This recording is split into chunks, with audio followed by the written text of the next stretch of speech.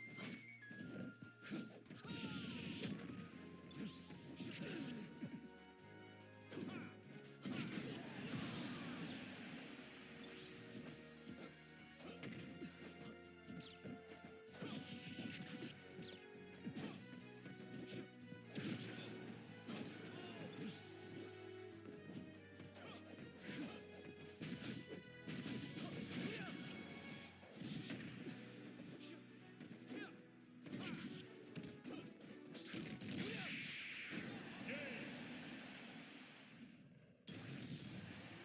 ついてないな。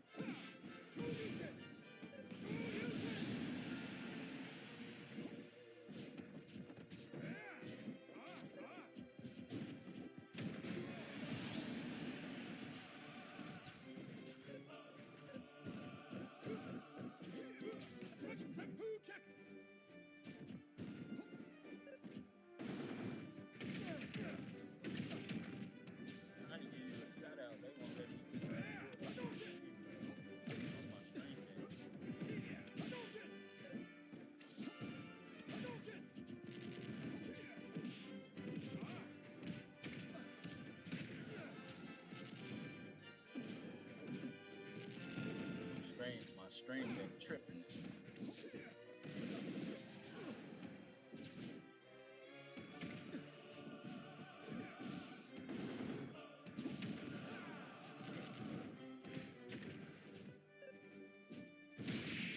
Yeah, I just turned it up, bro. I just turned it up. I had it on like 60 something. I just turned it up to 93.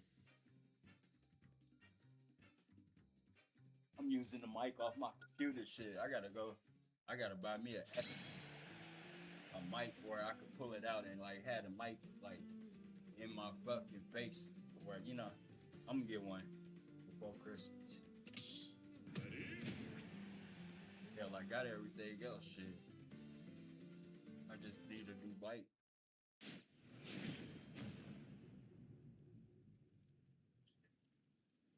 Got everything else. I ain't buying no another camera. 3, 2, 1, go!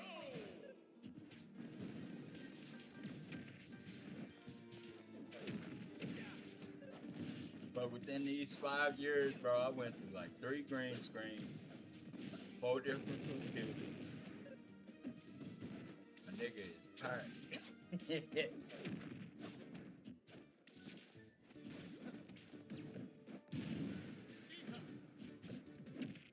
Yeah, I had turned it up, bro. My bad.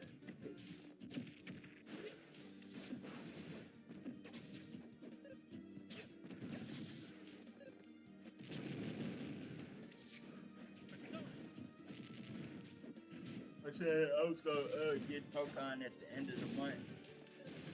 I'm getting the Ultimate Edition.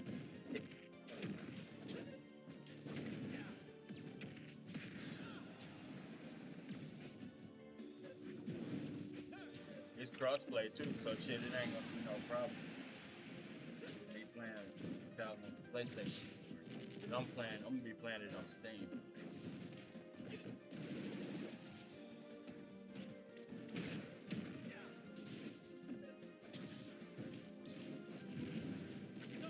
Yeah, it's crossplay, so it wouldn't make a difference. They made every fucking thing crossplay, but Sparking Zero, that shit happened crazy.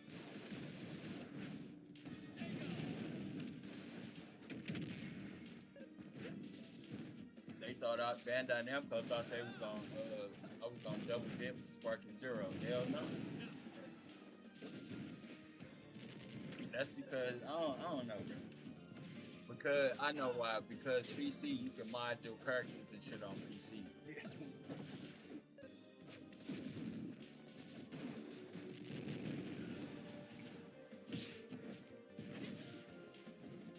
Yeah, you can use mods and shit on Sparking on PC.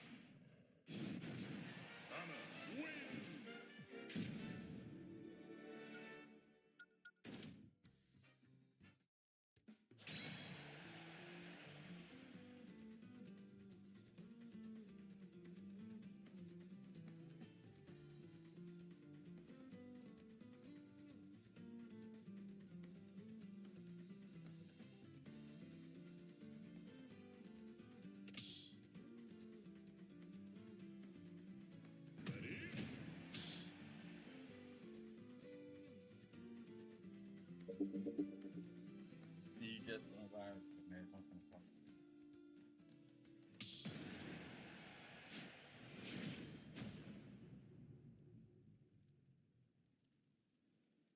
Three, two, one, go!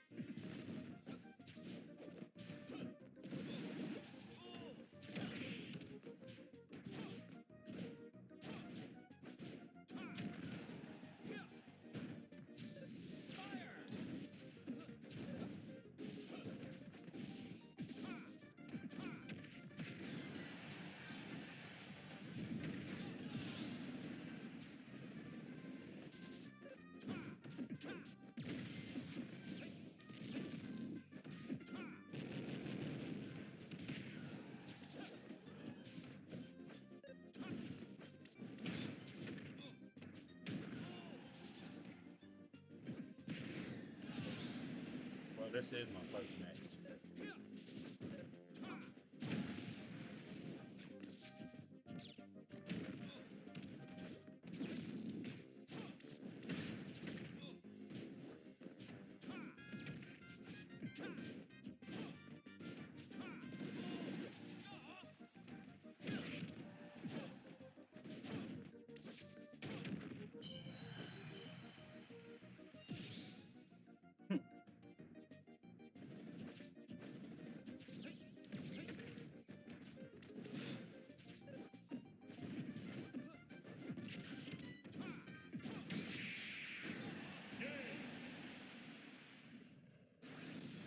Samus wins!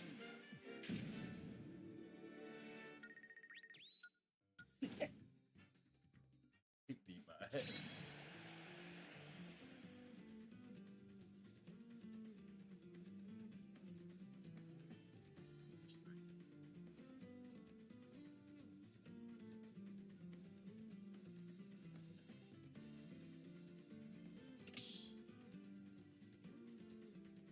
That's why I love having your bullshit, like tab shit, bullshit. Open Right plan. for busy. Spot the last.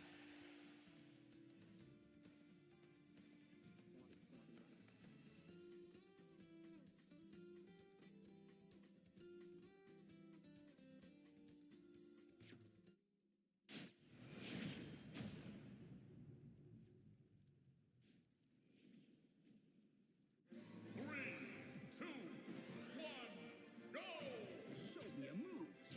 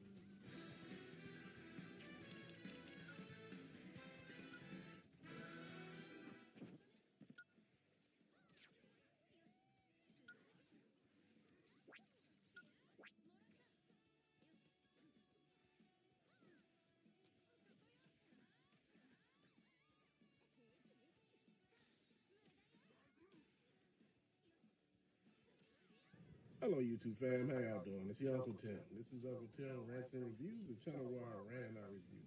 I'm your host, Uncle Tim. Same shit, different day. Somebody said that's all you do is rant about the same stuff. It's the same shit happening. What you thought? It changed overnight? It got better? Hell, it's the same shit you complaining about. But yet it's said in a way that you could understand it. It's real out here. Shit is real, man. I just went into the store and shit was even higher than it was last fucking week. What are we doing?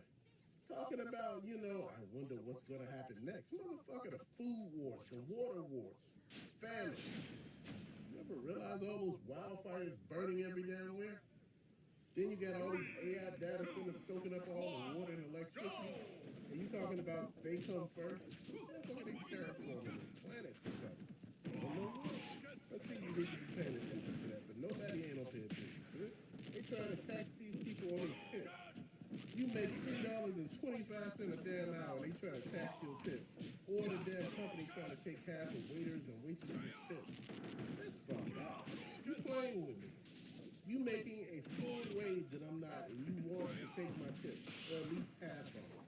Talking about we should pull all the tips together and split them. Hell no.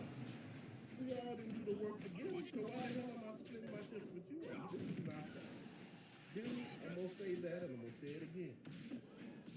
These jobs out here don't give a shit about you.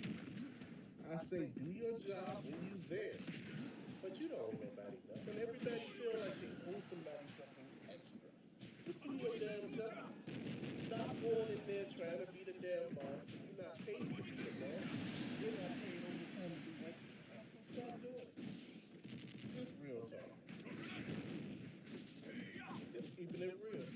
But people never understand that, man. They sit there and make it seem like life is so fair. Dude, we've been putting on this shit for so long.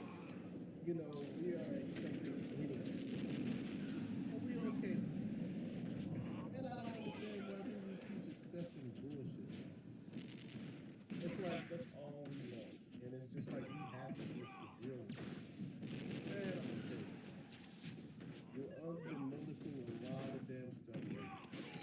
Shady practices, like I said, you go to a restaurant, man, and you give them $5 and your food $3.25. They try to keep the whole damn change. You're like, wait, hold on, where's the rest of my money at? Oh, you forgot it's a tip. I ain't giving you no damn tip. You just handed me my damn food. I ordered online. What the fuck you get a tip? You handed me the bag? What are we doing? Bro, you missed me with that. Damn it, that entitlement.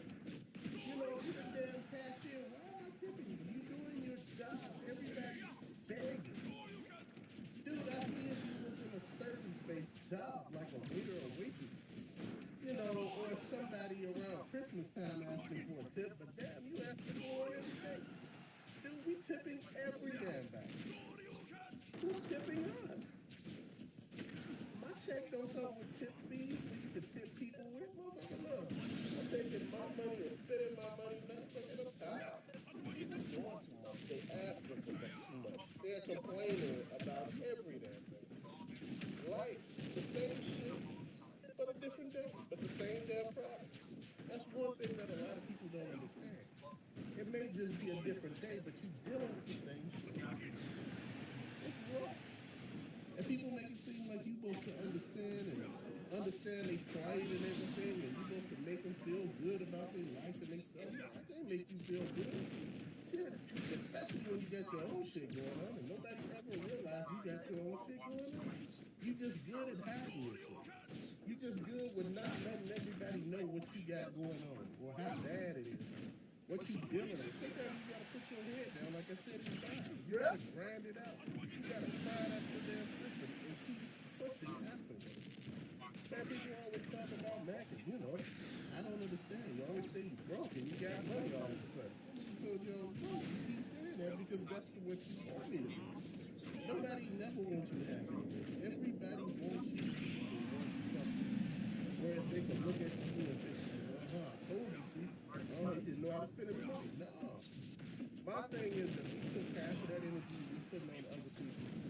We could be something better than what we are right now. You too busy worried about somebody else's money and not you. Motherfucker, you don't get a piece of their money. I work by myself every damn day. I don't get check for nobody else. You know, they were like, man, you know, such and such, this happened to such and such. We ain't able to work. We don't get this and that. And I was like, no, I'm good. Man, I'm that's sitting on so bold. much content Man, too. I got so you much, get so back many there. clips. I could Huh? just post All right, clips every day, and then you gotta go live for like the Man, rest of the everybody year. got some shit going on. It ain't my job to fix your shit. This is what I keep telling people, man. Get your shit together. Understand? Ain't nobody gonna fix your shit but you. You need a motherfucker Man, that's if you that's constantly going you through the need a same shit, motherfucking maybe food look in the creator mirror. on your can, boy. That shit really does help. Me. I look in the mirror all the I time. do this shit with I may not be the greatest person. every I may day. not I be don't the take most no days off. articulate, well spoken, but one I do thing I this do shit is get the crazy. point across. People understand. Ain't nobody, after a while what I I'm ain't met talking about. nobody as And consistent I'm as quick me to yet, cut your ass man. quick. They be like, you always clapping back on people. I You're don't not take no clapping days back. I'm off. just responding to the bullshit. I do this You shit can't ask every me day, to do every damn all thing. day. Self checkout and every damn thing. You got me rigging my shit It's my up, life. bagging it up, paying for it. Then It's you my try to tell me job. to speed up. Motherfucker, you come over here and ring this shit up. Bro, I'm not playing with people. People doing too much. Cashier and Jules wanted me to actually bag the shit up. Oh man, shit. I'm looking, I said, bro, I don't work here. Shit, I don't know what we thinking. My wife like, bag, bro. I said, you bag them then if you want to bag. I said, I'm not bagging this shit. I'm not doing other people's job. I don't give a damn how much you want to be out here. You stayed in here extra 30 damn minutes. You bag the shit. Nobody want to bag then. I'm not the damn bus boy, stop boy, whatever you say. Dude, like I tell you, sit your ass down. It's okay to tell people, do your damn job. I used to go live off my tripod playing Smash. I had my phone sitting on the tripod. How do you fuck up I bringing me went up? live with that shit. Oh, 2 boxes Then of I cereal. upgraded. Charge me for For my 4 first damn setup, boxes of cereal, and I got 2. lost that But setup, yet bought and still, another you the one setup, pissed off. lost How does that work? setup, bought another setup, Explain to me. lost that setup, bought another setup, lost that, and just got this This is setup. what I'm talking about. It's my You gotta sixth look at your setup. receipt at all times because people out here plotting on you. Once I get my monetization on You go to the YouTube, damn restaurant and you come I'm in there and monetized get on all my 3 orders platforms. on your damn bill. It's only 2 of y'all. They charged you for another order, so they was gonna take that shit home because you paid for it. You called it and was like, wait, who's the third order for? They're like, well, you ordered 3. Only 2 of us here, so who the hell ordered 10? You gotta call people out. Like I said, I tell my wife, I said, man, never go broke. Oh, see, you be thinking the wrong way. Sometimes you gotta be this. You gotta buy the high end of everything. I said, not a motherfucker is. I future-proof myself. I ain't gotta buy shit else. Yeah. Everybody got something going on. But it ain't your job to save the world. You gotta let people save them damn self. Wherever I go, my setup going with you. That's how I make my money. Every 4 seconds. Then maybe somebody can let you drown to understand what you're doing. Dude, I'm gonna tell you something. Every time I turn around, I do something different. Each day I try to relive what I did yesterday. I go in the bathroom and take a shower. I think about all the shit I did wrong yesterday. And I try my best to fix it when I'm doing things right.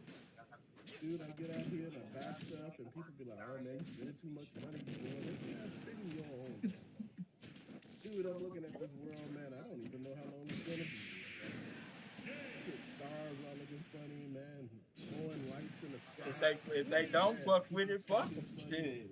People I in ain't the switching car up my passed out. content for nobody. A whole damn row of cars. People in their cars. I make long form, short looking like they form, ain't even alive. We all trying to the figure form. this shit out. I I'm want like, it what's all. going on? You got all these Clips, non-playable everything. people out here.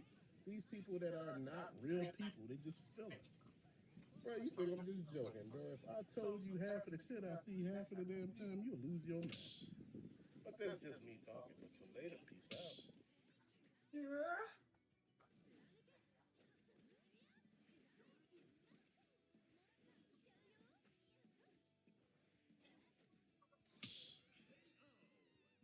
Truth Media, what's going on with the family? Hope everybody doing well and feeling well. Hey, check this out, man. I want to talk about the year 2020. You feel what I'm saying? Something that happened, 6 years ago, 5 years ago now? It seemed like for some reason it changed human behavior. It feel like that year changed the way humans function. I remember before 2020, people was more empathetic. They was more charismatic. They was more compassionate. Now it seems like human beings today in 2026 have no emotions. They have no consciousness. It feel like the modern human being sitting in 2026 has no soul. And I'm telling you, man, I start really seeing this shit with human behavior after the year 2020. I don't know what the fuck they put in the water. I don't know what they put in them vaccines, whatever. But for some strange reason, human beings ain't been acting the same since. And I'm not saying it haven't been things going on prior to 2020. I'm not saying it haven't been things going on prior to the C-19. But you can't sit up here and tell me that the world have shifted so strangely in a way to where you can't even understand what's going on before 2020. I haven't started noticing, this human behavior, the lack of compassion and love and sympathy. I haven't started really noticing this shit till after 2020. And don't get me wrong, it's been a lot of crime and violence even before the year 2020. It's been a lot of things going on. I've been spiritually awakened for years before the pandemic. But one thing the pandemic taught me, man, is that something shifted in the atmosphere. I'm talking about globally. I'm talking about universally. I'm not just talking about, regional, like far as where you live at, as far as in your family. Something shifted on a universal level, dog. And for the most part, the crazy thing about it is, this is why a lot of people don't interact with each other no more, or they don't talk to each other. It seems like for some strange reason, everybody is isolated in their own bubble, they in their own world. But the thing about it is, man, I remember back 2015, 2016, it was more hospitality. It felt like it was more of a unit of people coming together to party, to show support to each other, all that stuff, bro. Now it seems like human behavior has shifted in a strange way. Like most humans just ain't the same. You feel what I'm saying? Like from the way from our family to relationships. You feel me? The small shit. Communication. Human beings is not the same. And I feel like 2020 exposed a lot of shit when it comes to this world, when it comes to who running the world, when it comes to, the secrets of the world. It feel like 2020 opened up, Pandora's box. Like everything was exposed. And I'm starting to see, man, like more than ever, man, people don't have no feelings. They don't have no emotions. They don't have no remorse. You feel me? They have no remorse. Like people can see somebody pass away and wouldn't even send their condolences out to the person family. They'd just hop online, talk about the shit, and even blast the person that died, even go out their way to condemn the person about why they should have, why they should have lost their life. People have no empathy or compassion in this era. It's like they don't have no emotional sensors. And that shit, when it comes to being on demon time, I'm really starting to see that a lot of people is really on demon time. They don't have no soul. You feel me? Motherfuckers do not have a soul, y'all. People have no emotions, no feelings towards nothing. And that's why I tell y'all, man, be careful, man, because it'll be your own cousin that'll blow your brains out. It'll be your uncle. It'll be your son. It'll be your little brother. Man, just look at all the cases that's been coming out in the news surrounding situations where two family members done got into an altercation and somebody end up losing their life over something stupid. But it's like back then, that same altercation wouldn't have went that far because we had certain standards for ourselves as a family. People don't got no standards no more, man. You know, people is willingly passing out diseases. They willingly infecting people with HIV and STDs. Willingly. People is going out their way to hurt other people, man. I never seen no shit like this. It's like the things that made people feel ashamed back in the day, those same things is not putting people to shame. People don't mind, exposing how many men they slept with. Women don't mind exposing how many men they've been with in the last year. They don't mind exposing how they at 304. I'm talking about things that was once looked down upon is being supported. It's being supported. And it's sad because that 2020 shit, that C-19 shit, y'all know what I'm talking about. That shit shifted something in the atmosphere. It's like they laced everybody food, they laced everybody water, they put something in the air, because the shit got people out here on demon time acting crazy. And people don't have no humility, they don't have no emotions towards nothing. That's why people will look you in the face and they'll tell you, it's not something that's wrong with being kind. It's nothing wrong with being a good person. But you got a lot of people out here that'll tell you it's something wrong with being a kind person and being a good person. Because of the world is so evil. Well, the world is evil. That shit ain't gonna turn me evil. But people want you to be evil. It feel like people have that crabs in a bucket mentality right now, where if they evil, you gotta be evil. If they suffering, you gotta be suffering. If they on demon time, you need to be on demon time. And it's almost like people won't let you breathe if you're not operating on demon time. They would try to go out their way to convince you why you should be on demon time. People, they'll go out their way to convince you why you shouldn't be a kind person, why you shouldn't have a good heart. People will go out their way to convince you why you should just be like everybody else. And these is the people that's NPCs. I'm not saying be gullible, be vulnerable. I'm not saying let people just roll over you and take advantage of your kindness, but you never let a motherfucker try to convince you that's influenced by the devil to be wicked. That's the setup. And then you end up losing your life because of you listening to this asshole over here telling you to just be wicked. Man, that shit get you in the grave.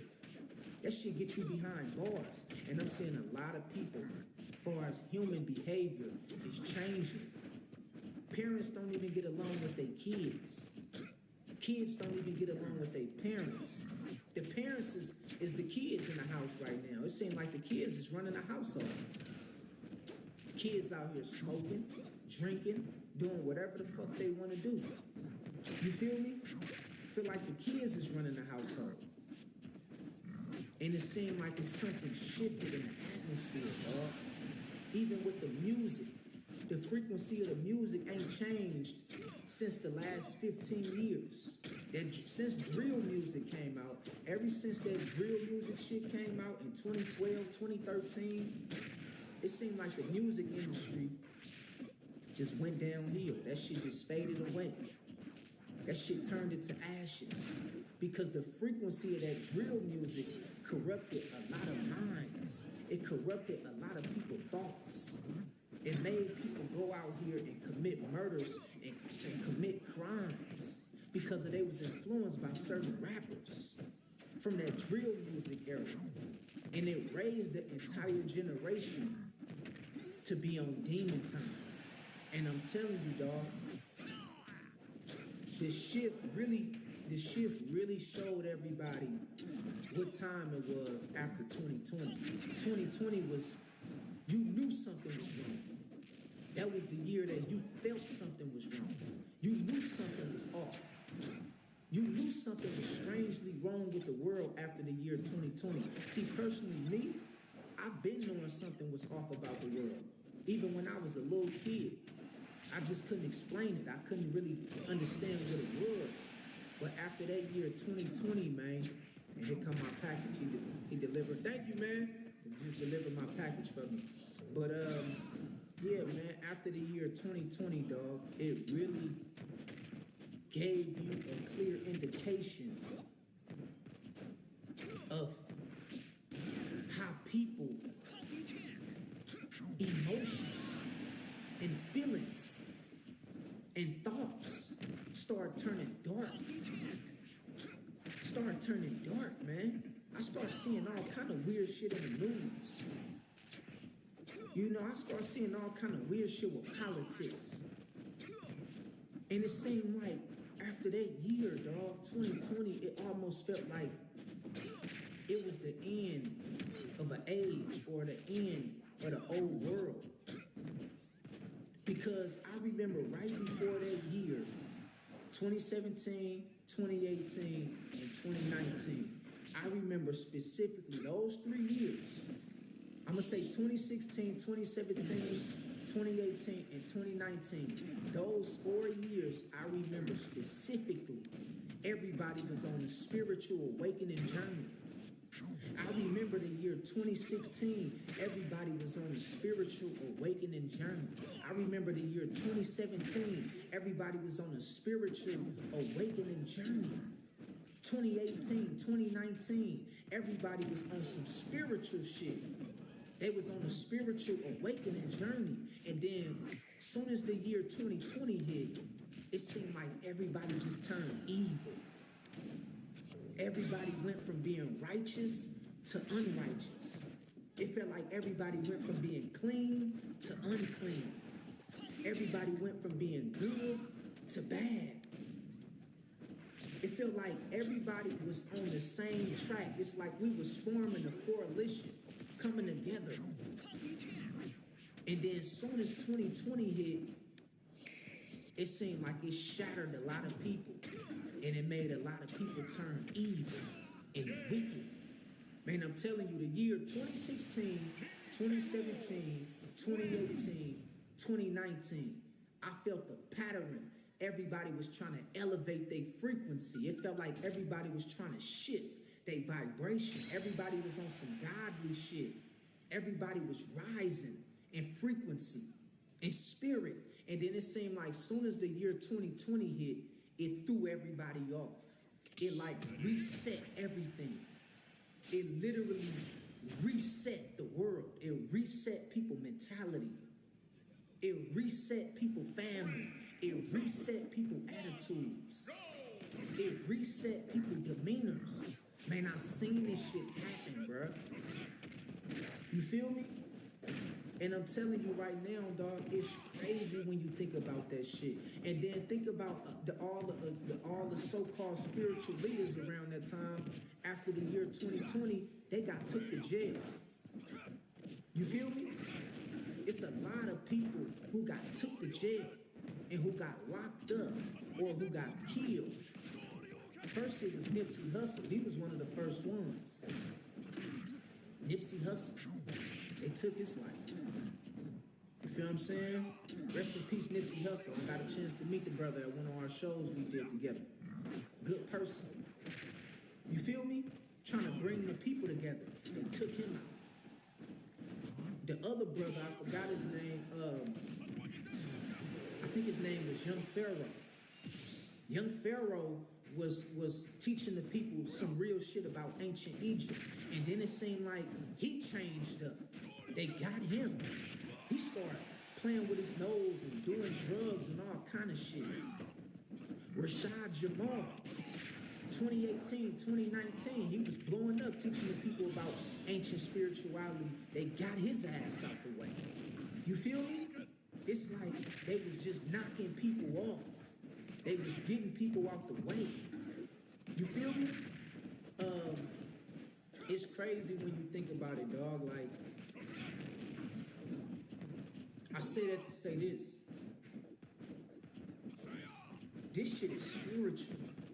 We in between a spiritual war right now. If you can't see that, this shit is mental.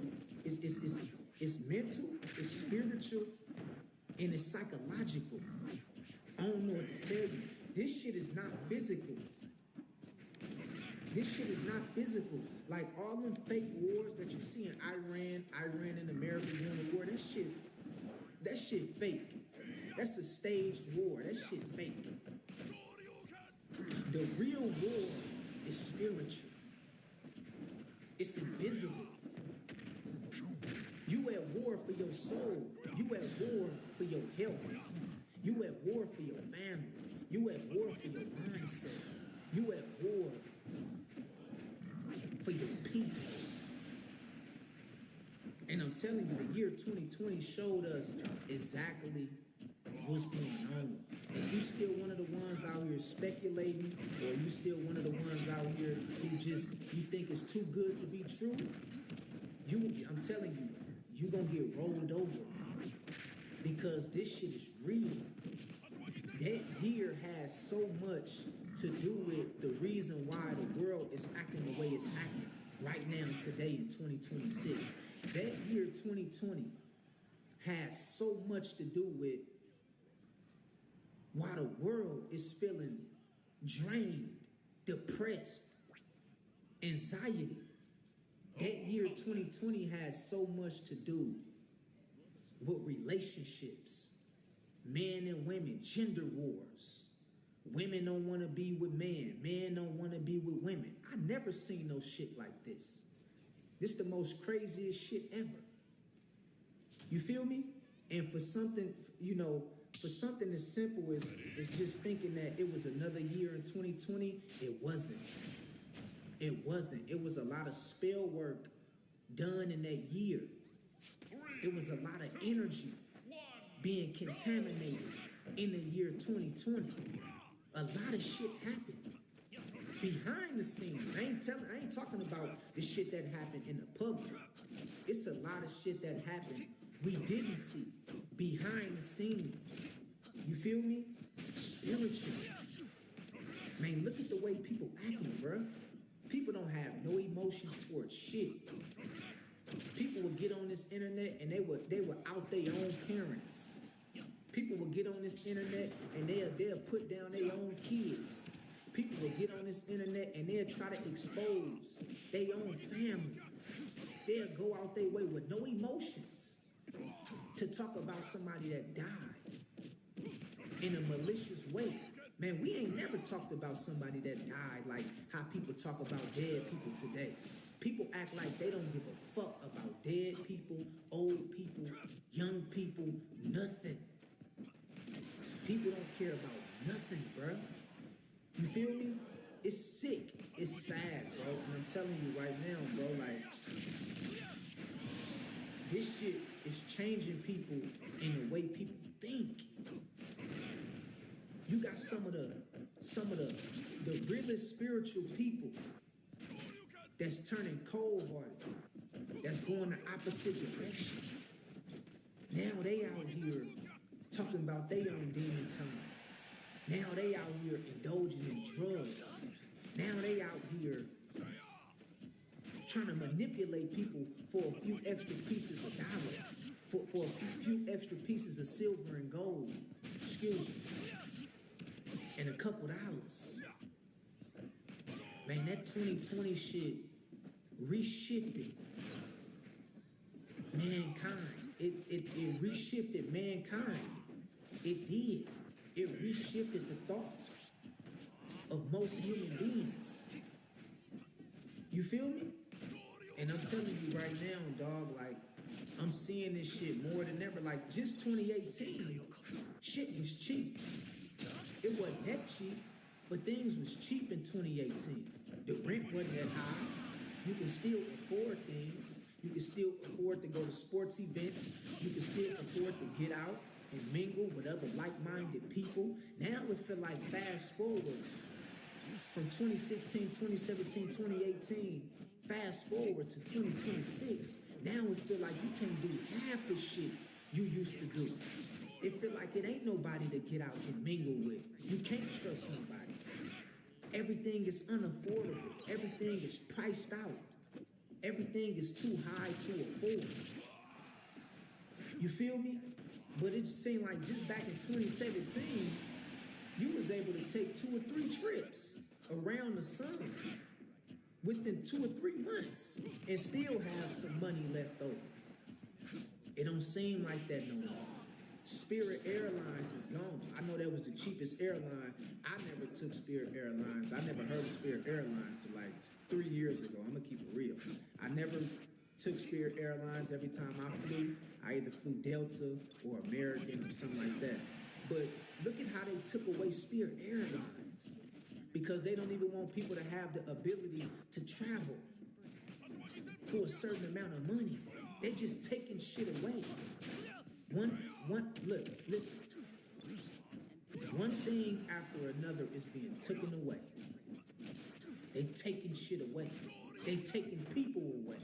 They taking families away. Straight up. TikTok. For people who is content creators on TikTok. You know, a lot of people who I know that do good on TikTok, they always used to tell me, man, I used to get a lot of money on TikTok. Now they took away your earning capability on TikTok.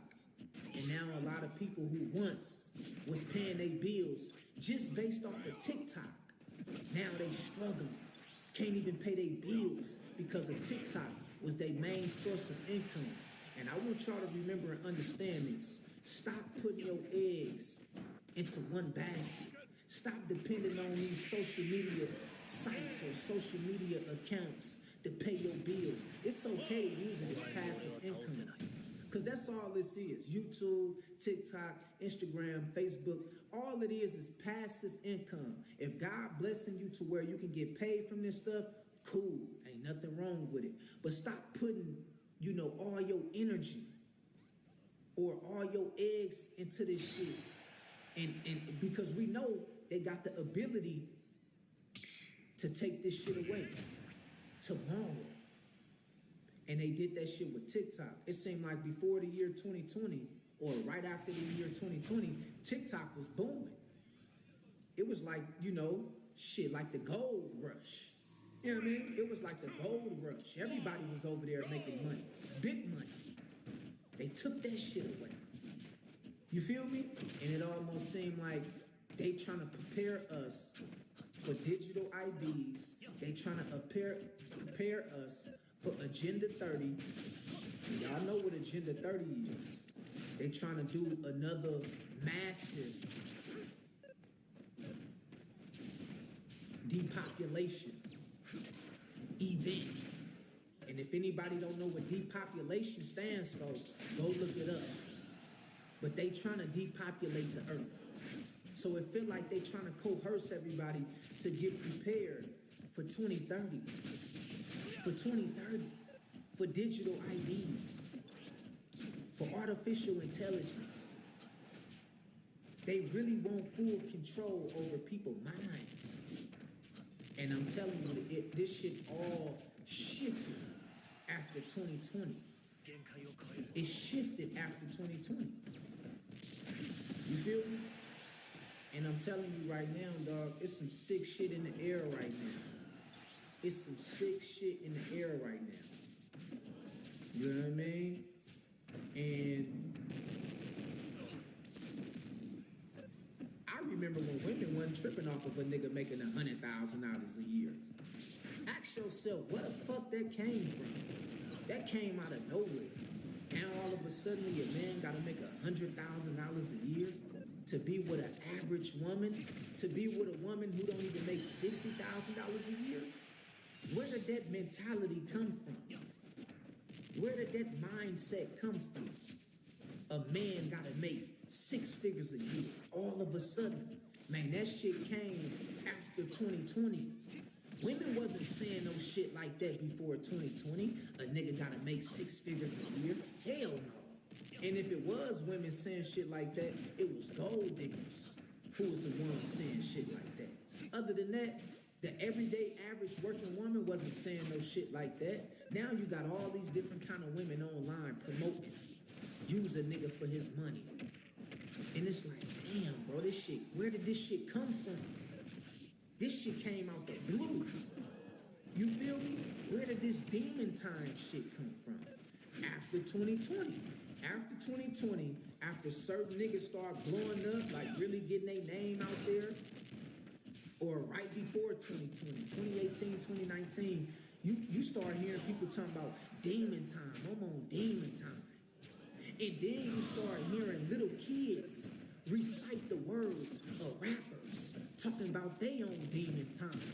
And then you start hearing parents recite the words of everybody else talking about, yeah, that's my little demon right there. Basically talking about their kids. Pointing at their kids talking about, yeah, that's my little demon child. What the fuck you mean that's your little demon child? Since when we start calling kids demons? Since when we start referencing certain words to get our point across and using the word demon while doing so?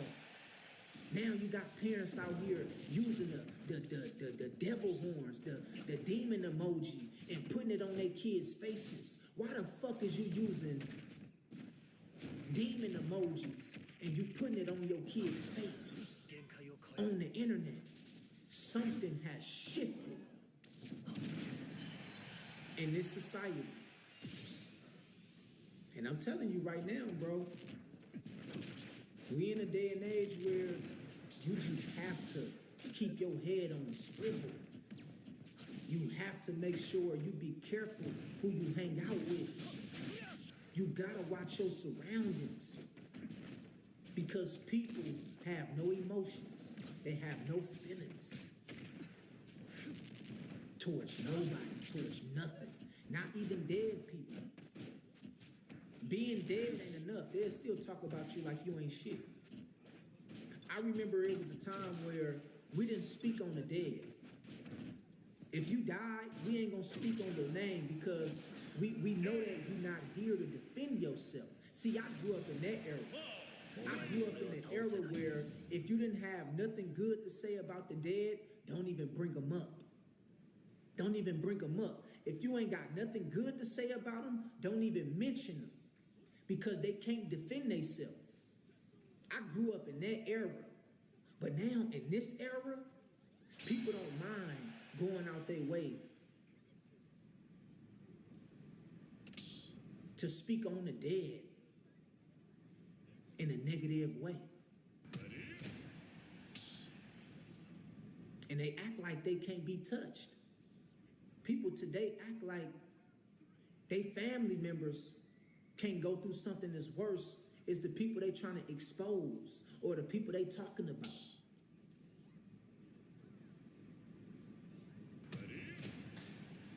Y'all be careful out there, man. Keep your head on the swivel and trust nobody. Okay?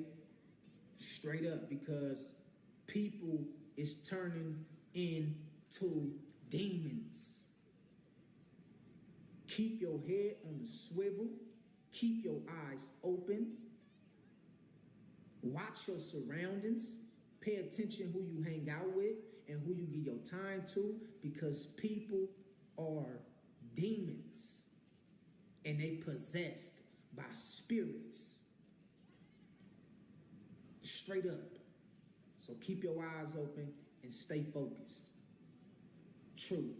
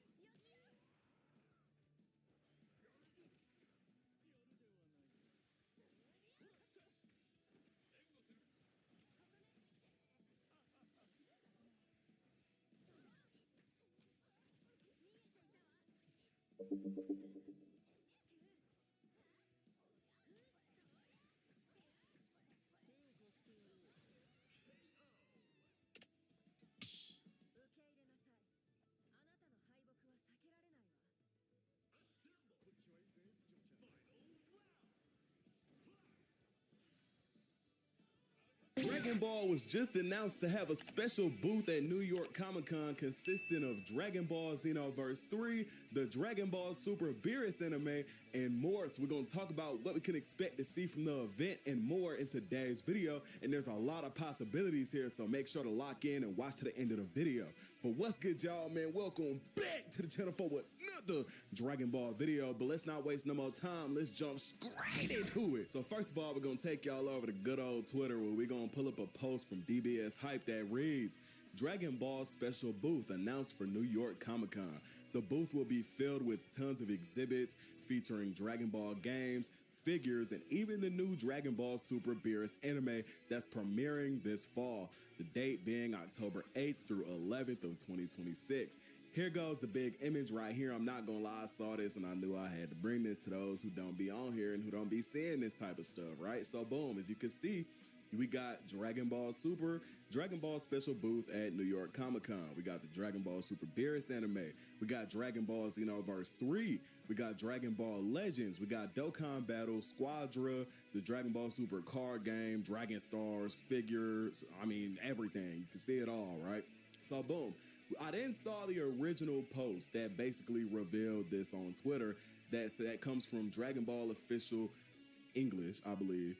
Dragon Ball special booth to appear at New York Comic Con, right? And then they dropped a link to the official Dragon Ball News official site, right? So boom, we're gonna go ahead and scroll down. We could pull up Dragon Ball special booth to appear at New York Comic Con, and you can see a little bit more info than what was shown on Twitter, right? So boom, New York Comic Con, one of the world's biggest pop culture events, will be held from October 8th to 11th. A Dragon Ball special booth will be available to visit, chock full with Dragon Ball fun. So that sounds cool. It sounds a bit like, you know, what we would have experienced at Battle Hour. For those who didn't go, if you don't know what Battle Hour is, it's basically just a little Dragon Ball convention, right? Except this is literally just a special booth consisting of all these things at New York Comic Con instead of being its own event, right? So boom, this booth will be filled with tons of exhibits featuring Dragon Ball games, figures, and even the new Dragon Ball Super Beerus anime that's premiering this fall, right? And then once again, we have all the logos for the games, toys, and all that, right? And right below that, we can see we'll be bringing you more information soon, so be sure to keep checking Dragon Ball official site's special event page, right? And then they got the English and the Japanese variation with the New York Comic Con 2026 date, venue, address, all of that, right? So boom, the first thing I want to get into here, aside from just the fact that we'll be seeing all this in general, is what we could expect to see for two things specifically. One being Dragon Ball Xenoverse 3 and the next being the Dragon Ball Super Beerus anime, okay? Because if you didn't know, in the past video, what we just went over was the fact that Dragon Ball Xenoverse 3 will be showing up at Gamescom as well as Tokyo Game Show. But on top of that, directly after that, we went over the fact that Dragon Ball Sparking Zero will also be getting more info in October, okay? And you know they just dropped the Super Limit Breaking Neo DLC, but this is huge that we don't actually see it on this list. I'm not gonna lie, it's weird to me because it's literally everything except Dragon Ball Sparking Zero, but they literally just told us in October, which is when this will be happening, we'll be seeing more for it, right? And we did the speculation of how we thought it was gonna go as far as if it was gonna have something to do with the Dragon Ball Super Beerus anime or not. And to see the Beerus anime here, but not Sparking Zero is just a bit interesting to me, being that we know that most likely what they'll do is the same as what they did before with when Dragon Ball Sparking Zero had first came out, when they like linked up the release date of the game with the Dime anime. Now, whether you think that's a good or bad thing is a whole nother conversation that we went over, but I think it's very interesting that we don't see that on this list. I mean, there's no way that they have everything but that here unless they actually just give Sparking Zero its own situation and its own spotlight on its own time for whatever it is that they're going to be revealing come October. But with Dragon Ball Xenoverse 3, being that this takes place in October, there is so much from now until then that we'll probably find out about this game. Like right now, it's what? It's August 7th, right? I mean, bro, we have so much time left throughout this month, knowing that there's Gamescom throughout September, being that there's Tokyo Game Show, and we know that one trailer can change a lot for a video game before it's released, right? So, like, we could learn so much stuff about Xenoverse 3 before then that come October, whatever it is, if it's not, you know, something that's just like showing more about the lore, the character creation, or whatever, there's one thing that I did want to put a little bit of emphasis on being the release date trailer, because y'all know, if y'all been watching the videos, I done did a lot of talk about how I feel like, based on prior research and knowledge, that at Tokyo Game Show come September 19th, we'll see the release date trailer for Dragon Ball Xenoverse 3. Now, if this doesn't happen and we don't see it there, I wouldn't be like super shocked, solely because when I actually think the game is coming out, based on, again, prior research and shit like that, right, is February 19th. So being that extra month in my research that I was talking to y'all about before, being that it technically should release in January, even though I feel like it won't, and it'll release in February, I feel like that extra month would make sense for them to also attach that to the release date trailer's actual release. That would allow us to start pre-ordering the game. And if that was to happen, when would that take place? That would be in October, okay? And this takes place from October 17th through the 20th, okay? So the 19th is still in there for this to take place. So I'm not gonna lie, it might be, it might not be. But I do definitely think that Tokyo Game Show is just the place for that to happen still at the end of the day. I could be wrong. It's all speculation at the end of the day. But make sure y'all let me know y'all's thoughts on this too, because I've been on stream countless times talking to y'all about what y'all think about the release date. And some of y'all still think that we'll be waiting all the way until October 2027 for this game. So if that's you, bro, let me know, because we done did all the research. We done looked into Bandai and their little release patterns and all the stuff they've done in the past. And being that we have all this info and prior knowledge of what they like to do, I just feel like there is no way at all whatsoever that we don't either see it in September 19th at Tokyo Game Show, or between October 17th and October 20th, most likely October 19th, the actual release date trailer for Xenoverse 3. And mind you, we'll also be able to pre-order 9 times out of 10 the second they drop that release date. So this is also very important for that reason too. If you're trying to get that pre-order quick and you want the physical variation of the game, or you want the premium collector's edition, you're really gonna want to be locked into these dates and really want to pay attention to what's going on here. And trust me, if anybody got you for it, I got you for it. But once again, bro, let me know what y'all think about all of this in the comments down below. But there is one extra aspect that I did want to go over, and my boy Spartanic then dropped another YouTube short, right? Well, technically we're on Twitter, so it's not a YouTube short, but still, he dropped a short talking about what he thinks we could see at New York Comic-Con for Dragon Ball. And it doesn't have to do with the game.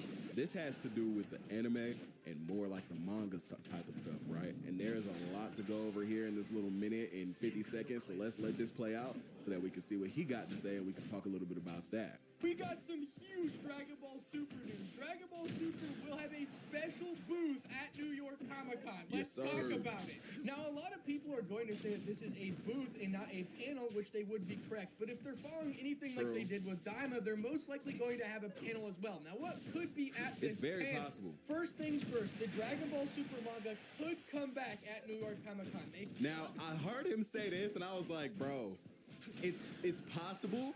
But I don't see it happening, because right now what they're trying to do seems like, because if you notice, Dragon Ball is doing so much right now, but the manga is the only thing that seems to not be moving anywhere at all whatsoever. Now, with that being the case, I'm not going to lie to you.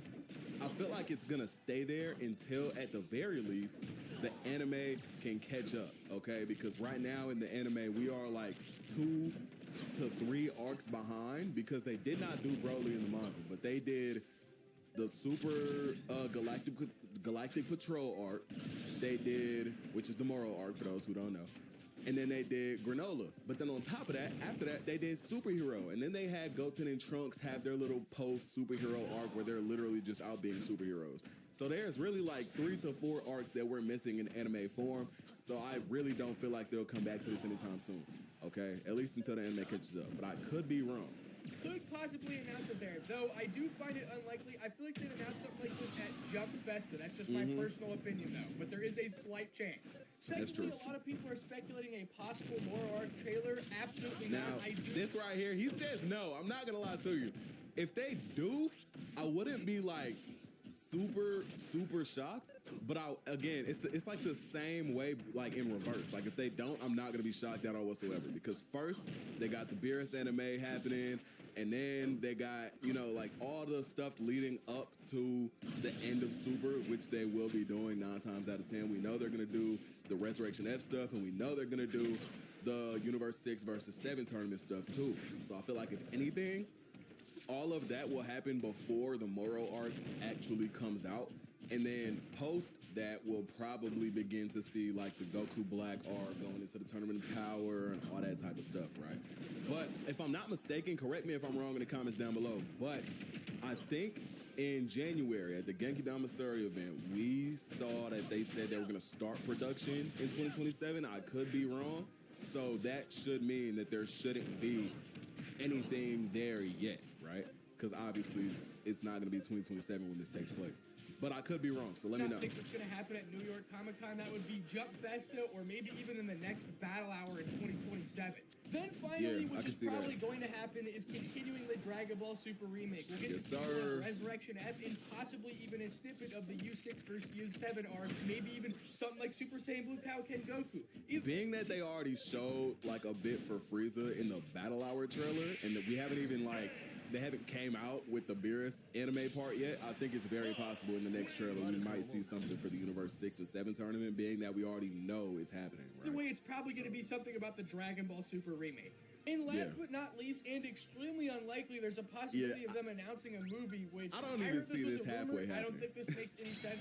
Why would they announce a movie at all? And if it is a movie, it might be a continuation of Daima, but once again, I don't think this is even possible, especially as of right now. That wouldn't make any sense. Yeah. But it would be insane, though. Now, surprisingly, Dragon Ball Sparking Zero isn't in that special booth showcase, so I'm not sure if it would even be on the panel, but we are supposed to get Sparking Zero news in October, so that was kind of interesting.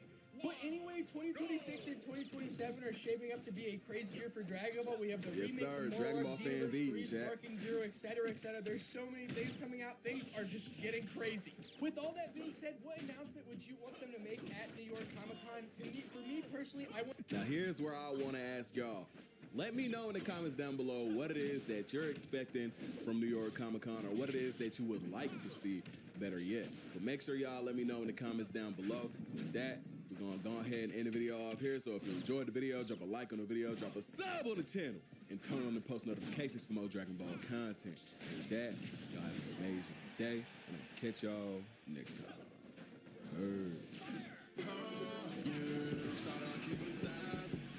She ain't show me love, but when I ain't had nothing. She only worry about herself, plus her greedy hunger.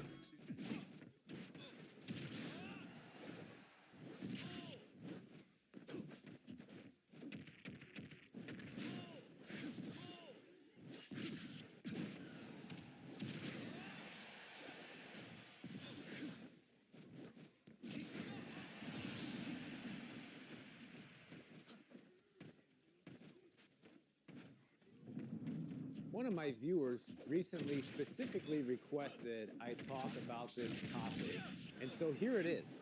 You know, people are cashing out their 401ks right now at worrying rates, and this has all sorts of impacts on people's personal finances and the economy at large, which we're going to go over in this video. But to give you a perspective of what's happening, in 2025, according to Vanguard, the amount of people who took a hardship withdrawal from their 401k was at 6% of all people who hold a 401k with Vanguard. And on the surface, that might not sound like a lot, but it's up from 4.8% in 2024. And before the pandemic, it was only about a 2% average per year. So the hardship withdrawals have tripled since pre-pandemic levels, and that is the worrying sign. It's always about the trend, guys. Same thing with the foreclosures. Are the foreclosures at 2008, 2009 levels? No. But the increase in the amount of foreclosures, and you're seeing 48% increase in foreclosures year over year, the trend and where things are going is what we need to pay attention to. And here's the problem with retirement accounts in general, is people are using them more as an emergency fund than a retirement account. You know, when you have this many people taking money out of their accounts prematurely, just like when people use credit cards to pay bills, this is a clear indicator that people don't have the money to pay for things like they used to. And here's the interesting part. Right alongside this, while this has been happening, you know, America has been minting more new millionaires than ever before. So this is how we can go back to that K-shaped economy, you know. On the one hand, you have hardship withdrawals at all-time highs ever since they started keeping track. And at the same time, the amount of 401k millionaires is at record highs. And Vanguard also reports that the average 401k balance climbed to 167,000 during 2025. And so that is also near record highs. So this shows you that the people who are saving, the ones who are doing well, are doing better than ever. And on the bottom part of the K, the people who are struggling more than ever. That's where that term, the K-shaped economy, comes from. And today I'm walking near the houseboats here in Sausalito, California. Well, like I said, this has a lot of downstream impacts on personal finances and the economy. Here's the first one. The problem isn't just that people are taking money out, but a lot of people also reduce retirement contributions at the same time because they can't afford to save as much. So you're getting hit twice. It's less money going into the retirement accounts and even more money coming out, which is a recipe for disaster. So even if the economy improves later on and things magically get better, those people now have lost years of the compounding gains that they could have had if they were able to contribute more and never take the money out. So it has devastating consequences down the road. You know, even a small withdrawal today can cost you thousands or maybe even hundreds of thousands of dollars in the future. It really is a big difference. You know, quick little side tangent, I was going over my retirement plan with my financial advisor about a week ago, and we were running some scenarios of what it would look like if you retire this year or that year or whatever. And literally just a few years difference of continuing to work versus retiring actually made a gigantic difference. Like, we're talking potentially millions of dollars in the future difference of how much you're going to have in retirement. You know, if you quit this year versus if you quit 2 or 3 years later, it was kind of astonishing. I really wasn't expecting it to be that big of a difference, but that is the power of compounding gains. You know, once you have enough saved up and enough working for you, the money can just grow even when you're taking money out. So think about all the things people are borrowing against right now. People are borrowing against their house. They're taking out record amounts of HELOCs and home equity loans. People have already burned through their savings accounts. People have built up record high credit card balances. And now they're going for their retirement accounts last. That's the last thing that people are going after. And that's it. Just another way to pay the bills now. Like, I've been telling people for a while who watch my channel that retiring is probably going to be a thing of the past within the next couple of decades, guys. Only the very, very rich are going to be retired, and everybody else is probably going to be continuing to work. That's what I think is going to happen in the next 20 years. And talk about downstream effects later on down the road. Not only are people going to be attempting to retire with less money than they anticipated, but they're also going to be leaning more heavily on Social Security money, which might not even be there, or it will be there at a much smaller amount, you know, a lower payout than what was originally promised due to how the system is currently set up. If nothing changes, the amount of money people are going to get from Social Security is not going to be what was promised. It is so beautiful out here today. clear skies. It's very warm. It's like 80 degrees. Hi there. I hear a kitty cat. Hi. Come to say hello? Are you hungry? I heard you.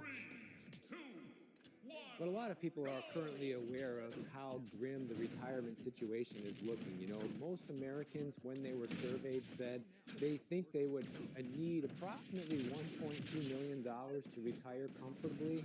But the problem is only 30% of people actually believe they'll even be able to hit that milestone in their lifetime. And 51% expect to retire with less than $500,000 at retirement age, and 1/4 expect to have under $250,000 saved for retirement. So that is far below what people actually think they might need. You also have 1/3 of Americans right now who have more credit card debt than they have retirement savings. You know, we talked about this a few days ago, how credit cards have become the new emergency fund. But, you know, once the credit card options get exhausted, people start raiding the 401ks next, and that's what we're seeing. Another big mistake that people make with their retirement savings is when people switch jobs, you have about 1/3 of people who switch their jobs. What they do is they cash out their entire 401k, and this is a huge mistake, guys, because what happens is you trigger the ordinary income tax and a 10% federal penalty that can literally eat up half of your balance in some cases.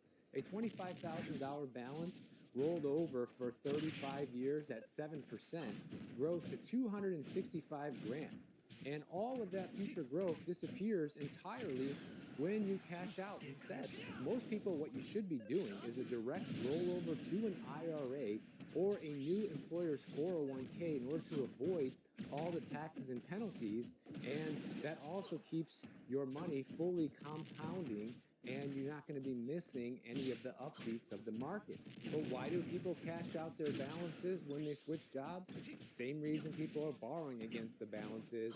They need the money, guys. You know, the personal savings rate is basically near record lows right now, and at the same time, the cost of living is at record highs. So I'm not saying don't switch jobs if a better opportunity comes along. I'm just saying that if you are presented that opportunity, make sure to roll over your 401k balance to an IRA or your new employer's 401k, guys. You are going to thank me in 30 years from now when you're ready to start making withdrawals and you have an extra $250,000 in there or more, depending on how much is in your 401k.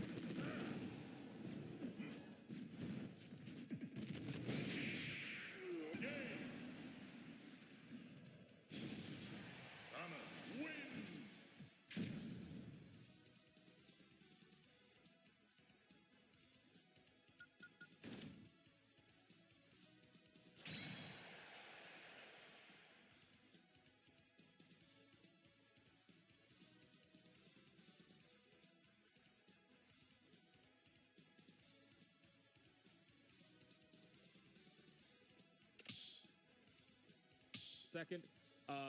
Take-Two says that GTA 6 pre-orders have reached an unprecedented and astonishing level.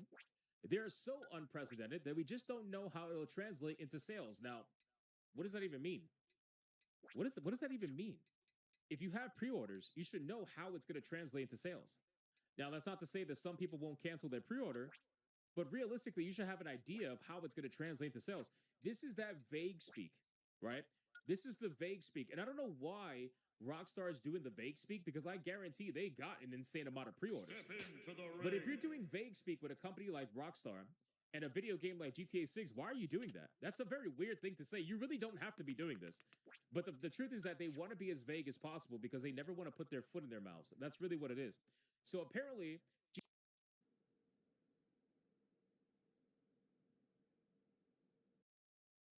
want to be at Rockstar, it is the gamers' fault, bro. It is truly our fault.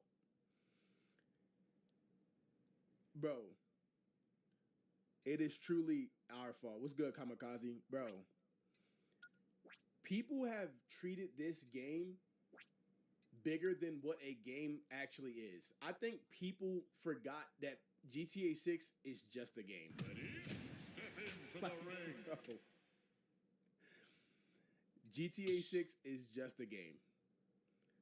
This is not no hidden government secrets, no Pentagon level ass information. Bro, it's literally just a game. I swear to God, people forgot about literally, bro. I promise y'all. The expectations and anticipation for this game is so, bro, it is so high that this game can drop and be a absolute 10 out of 10. It will still get slandered. GTA 6 on release is going to get slandered because people's expectations and anticipation for this game have become so high, reality will never be able to satisfy it. It is insane. It is insane. What's good, Falcon? Big companies gas it up with us. No, companies, investors, yeah, bro, everybody, bro. But like I said, I think everyone just needs to come back down and just remember, bro, it's just a game. It's literally just a game. I miss when GTA had trailers on the cover. I seen your comment, bro.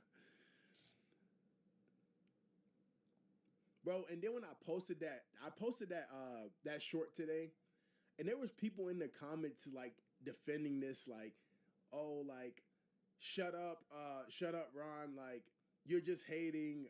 It's gonna be on YouTube 6 hours later. Like, this is good. I'm like, bro, y'all miss.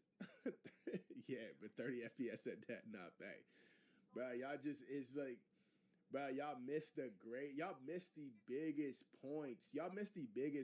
At least Cyberpunk actually showed gameplay, so there was an actual reason to be hyped. Exactly. Bro, and when I drop this video tomorrow, I go more into depth on this, but I wanted to make a second GTA video just to kind of go into depth on like that whole concept. I understand the duality of the situation, right? People buy games people pre-ordered this game because Rockstar has a credible reputation when it comes to producing good games, right? And then in all fairness, I understand that, right? But also pre-ordering a game without knowing nothing about it is just a bad consumer practice. And that does not only affect like Rockstar and GTA, but other companies look at that shit as well, and it becomes more so they're not promoting the game based on quality anymore or what it has to offer. They're just hyping the game up. A great example of that, for me at least, is Storm Connections. I banked on the fact that the Storm series always made pretty good and well thought out games, right? Storm Connections ended up being the worst Storm Connections game out of the entire series. Arguably, right? To me it is.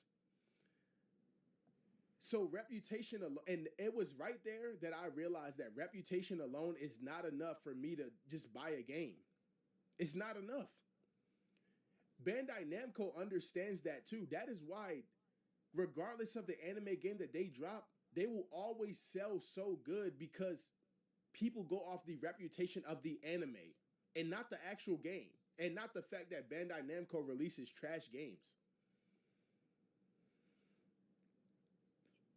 Worst part, people saying only GTA 6 can get away with this. Bro, oh my God, bro. Bro, literally. And bro, you cannot objectively or logically criticize GTA without being called a hater, bro. It's so annoying, bro. It's so annoying. The skit, I don't know if y'all seen the skit I recently posted on my YouTube short, but I was basically saying like, oh, no diss, no buy, motherfuckers, when GTA 6 comes out and it's them like going back on their word type shit. What's good?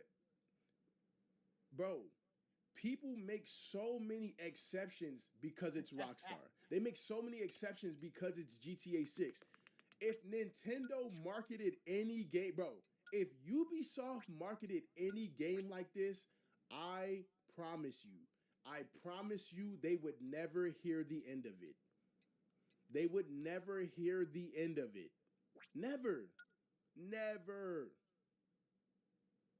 Bandai Namco at least show gameplay for anime. And that's what I can respect, though. And I can respect that. Seems like the only way to earn your stripes as a gamer is to have a game that disappoints you. No, literally. No, literally. People just living off nostalgia. Facts, bro. Ubisoft will catch the meanest slander if they tried. There's no need to pre-order GTA 6 right now because even though we got 3 months left, we don't know if it's going to get delayed again. And, bro, while researching for the YouTube video I'm dropping tomorrow, I seen a tweet that said, the dude basically was criticizing it, basically saying everything we're talking about now, right? And someone replied to him and was like, Rockstar made Red Dead and all the GTA games and Bully. They can do whatever the fuck they want. They don't owe us any type of communication on what's happening on GTA 6. Yes, they do. Yes, they literally, I don't know why people think like that. Yes, they do. They just dropped their game for $80 to $100 depending on the edition that you got.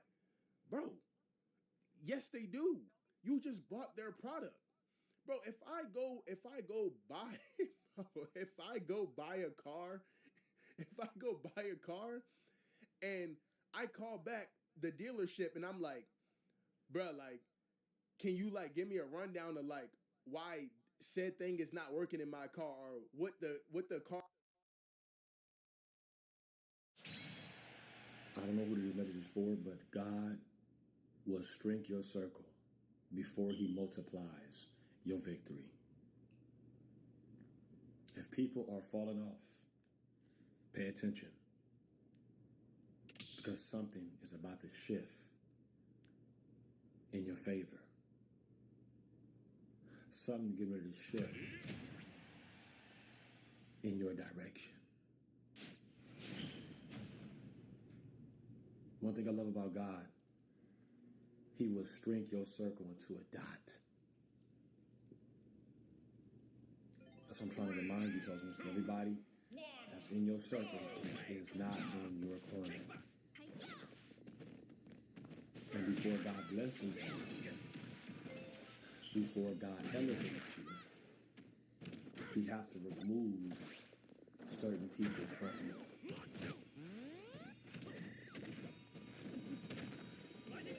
Some of y'all noticing that people are falling off by the wayside. You falling out with people. You know what I'm saying? The relationship, amen, ain't the same. The friendship ain't the same. You know, people just coming and going out of your life. That's because something big is getting ready to shift. Something great. Your greater is coming.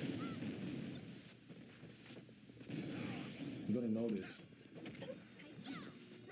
when you by yourself and you're starting to receive all these different blessings, you're starting to get this massive overflow. It's because God that's allowing you to reap the harvest that he has been promising you since you were a child. And don't you be afraid to put it in your envelope and say, I am reaping the harvest, amen, that God has been promising me, and I'm taking back everything that the devil stole from me. Some of you guys are reaping the harvest right now. I'm talking about God is blessing you exceedingly abundantly above all that you could ever ask or think. And it gets to a point where, if I'm being honest, you start to get a little bit uncomfortable with receiving these blessings. You know why? Because God is he raining the blessings down from heaven, and there's room enough to where you can't receive it. You ain't used to receiving these many blessings. But remember, God's not going to give you all these blessings if you got all these different people in your circle.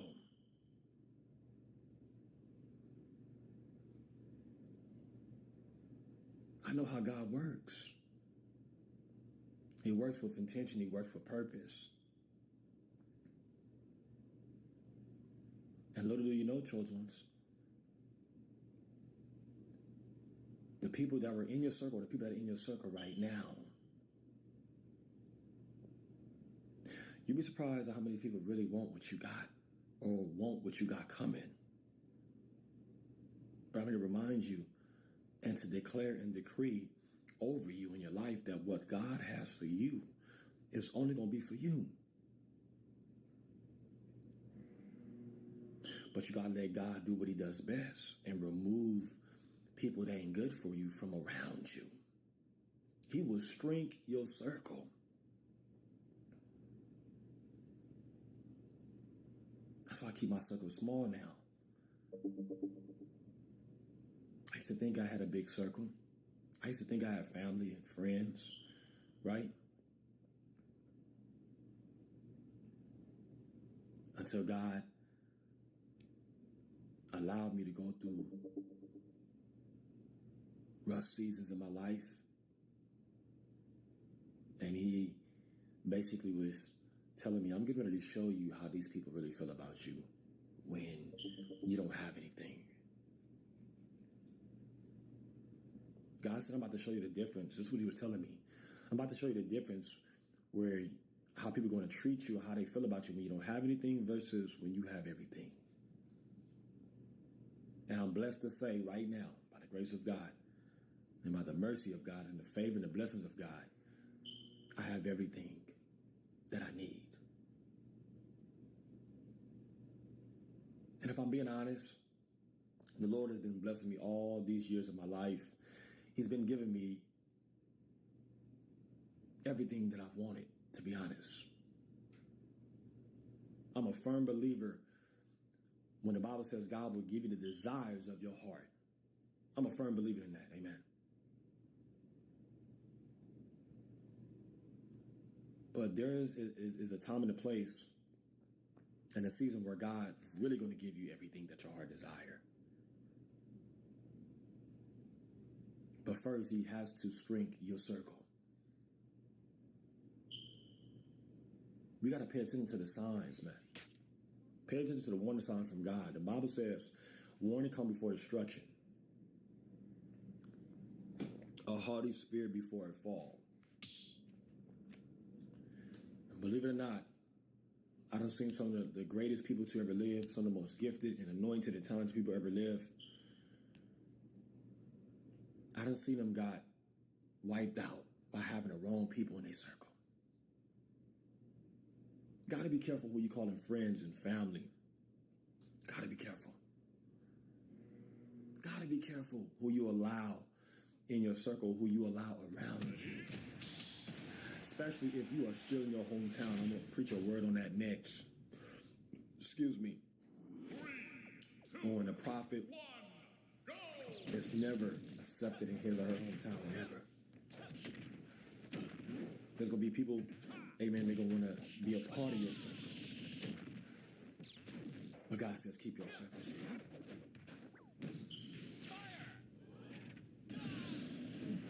And there's a real reason why God shrinks the chosen one circle. Because God is trying to let us know, I'm getting ready to give you all of these blessings. Don't just think that I'm going to give you all these different blessings. I'm going to give you all these different, you know what I'm saying, miracles and blessings and breakthroughs. Don't think I'm going to give you all these things and you going to have a big circle. And think you ain't going to, you know what I'm saying, you ain't got no work to do. The Bible says too much is given, much is required. And sometimes God will shrink our circle because we have so much work that needs to be done for the kingdom of God. See, a lot of people don't realize this. When you step into your calling, you step into your purpose, you take that first step into your assignment, you got a lot of serving to do for the Lord. But that serving for God is going to keep you out of trouble. I don't know who needed this message. Some of y'all wondering why you don't go places, amen, anymore that you used to. You don't hang around the people that you used to anymore. It's because, guess what? Something big is coming. Something's getting ready to shift in your direction. Yeah. You're shifting from, amen, the rough seasons of your life into your winning season. I don't know who needed this message. And remember, when everybody was around you, when everybody was in your circle,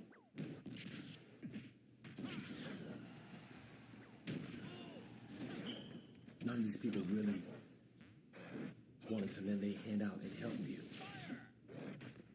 I keep telling you, there is a difference, amen. Excuse me, as I drink my coffee this morning, there is a difference between people that got you under surveillance and people who really got your back, who really want to support you and help you get to the next level and help you win. And 9 times out of 10, the people that's in your circle, I don't know when you hear this message, they got you under surveillance. They waiting for you to fall off. Choose your fighter. These people be smiling in your face. I don't know when you hear this message, but the whole time they really want to take your place. Listen to me. When you got a calling on your life and you got the hand of God that's on your life, let me tell you what's getting ready to happen. People going to be falling by the wayside. You're going to be falling out with people over small stuff.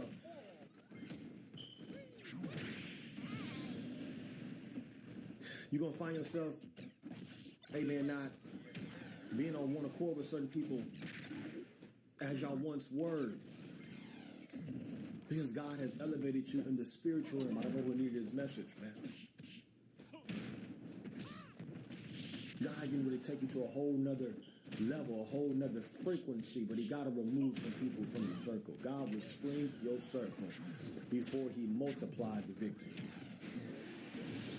And don't you be afraid to tell God in the comment below, because some of y'all don't want to let go of family. You don't want to let go of friends. You don't want to let go of people that's in your circle right now.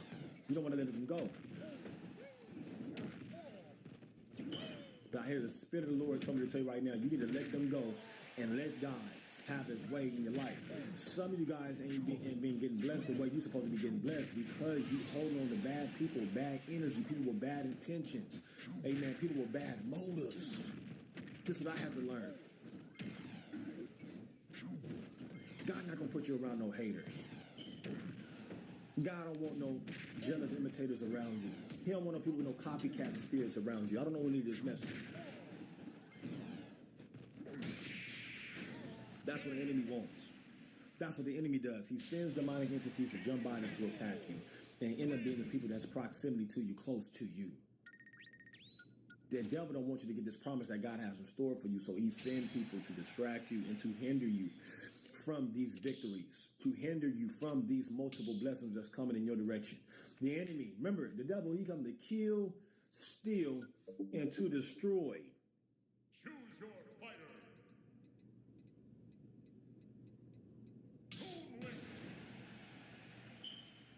And Satan is already mad because God has given you life, newness of life, and he has given it to you more exceedingly and more abundantly above all that you could ever ask or think. And this is going to trip you out. Not just blessings, he's giving it to you more exceedingly, more abundantly, but believe it or not, he's giving you more energy, exceedingly abundantly. That scripture not just talking about the harvest or the inheritance or the finances. No, when that word says God has given you more exceedingly abundantly above all you ever asked to think. He has given you more exceedingly and abundantly peace and joy and happiness.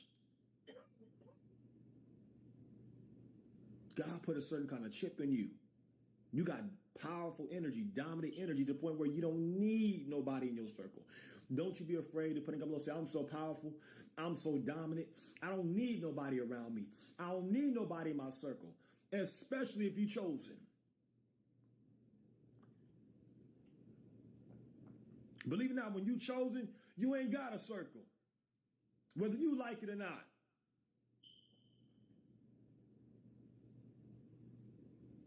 You got a dot.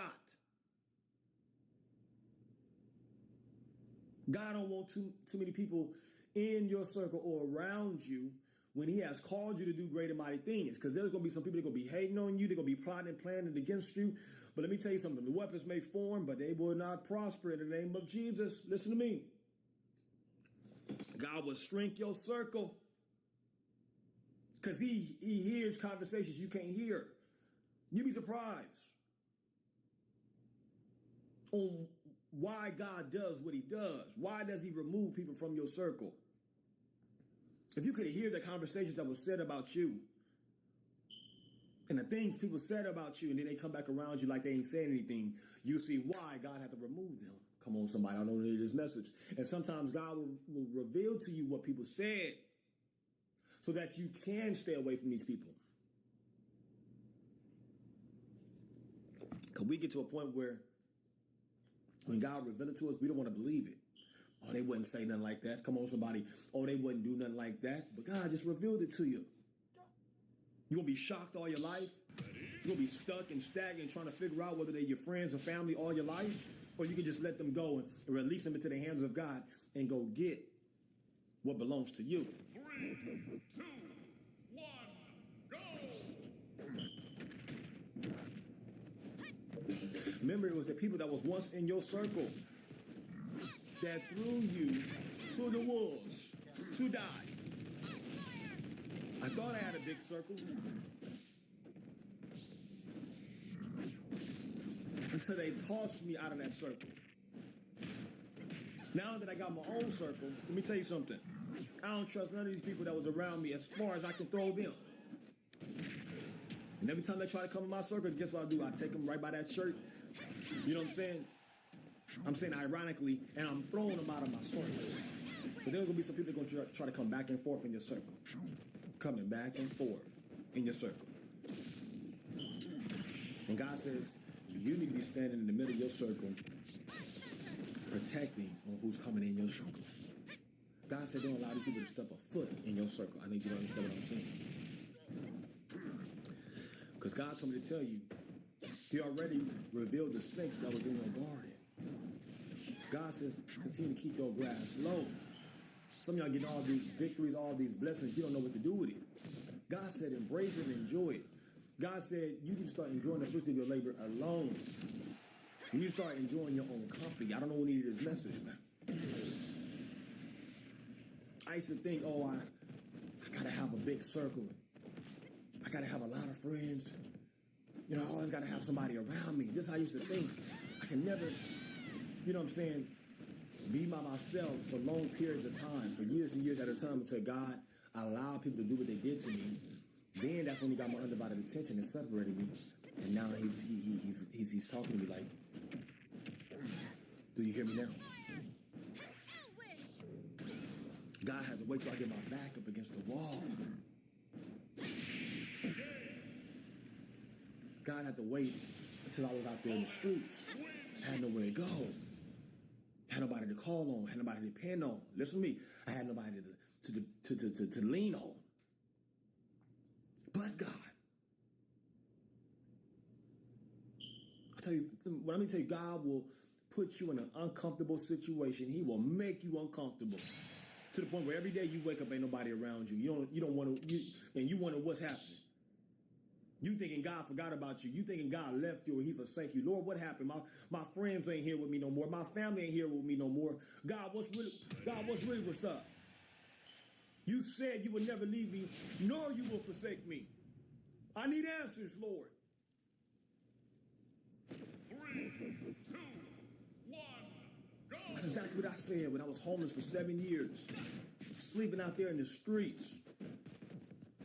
And the people that was in my circle, they knew about my situation. Did they help me? No, they did not. Did they talk about me? Yes, they did. But it don't matter, because if God before me, none of those people that was in my circle be against me. That's why I tell you, children, everybody that's in your circle is not in your corner.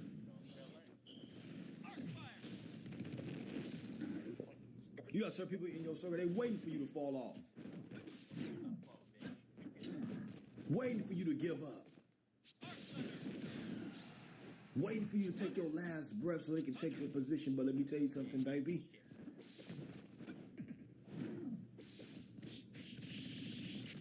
They can't touch you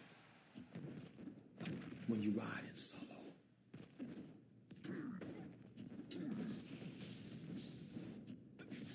And don't you be afraid of putting up and say, I'm riding solo bolo to the death of me. This might sound crazy, chosen, but listen to me. The best thing you could ever do in your life is ride this journey solo. When you're by yourself, keeping everybody at your circle, you see people for who they really are. Like I told you in the last previous video, when God chooses you, the universe picks you, you gotta put on these magic glasses, man. And with these magic glasses, you see people for who they are and not who they're supposed to be. Once you see them for who they really are, you cannot unsee it with these magical glasses. I don't know who needed this message, man. You can't unsee it. Remember, once a snake is always a snake. And I'm going to tell you right now, I never believed in magic until my dogs turned into snakes.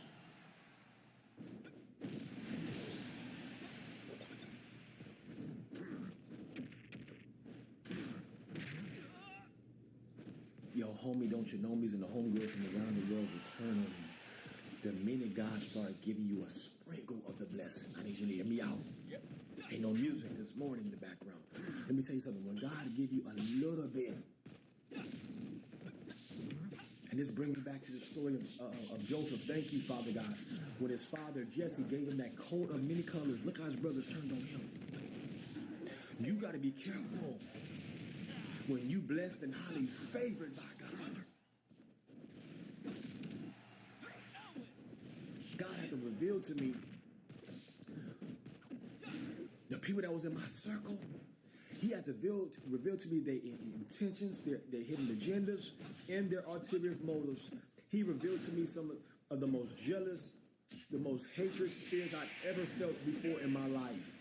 God will bless you right in front of the people you think you got in your circle, just so you can see their reaction and see them get mad, watching you get blessed. God will reveal it right before your own very eyes. And once I seen it, I couldn't unsee it.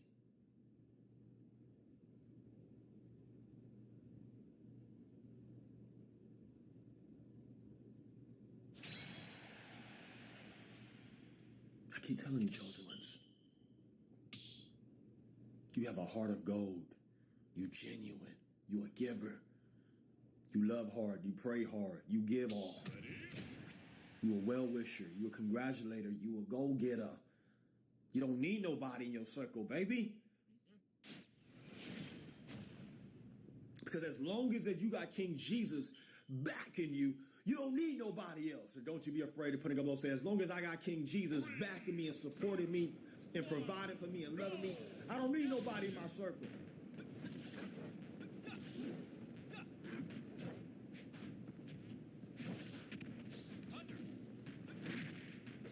So when your circle begins to shrink, just know something greater is coming. Something big is getting ready to shift in your favor. come on and putting up to say something greater is coming for me. Something big is going to shift in my favor. Something, amen, spectacular. It's going to shift in my favor.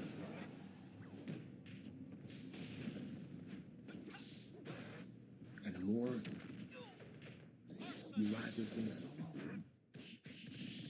the more blessings there is to come. Don't you ever forget that.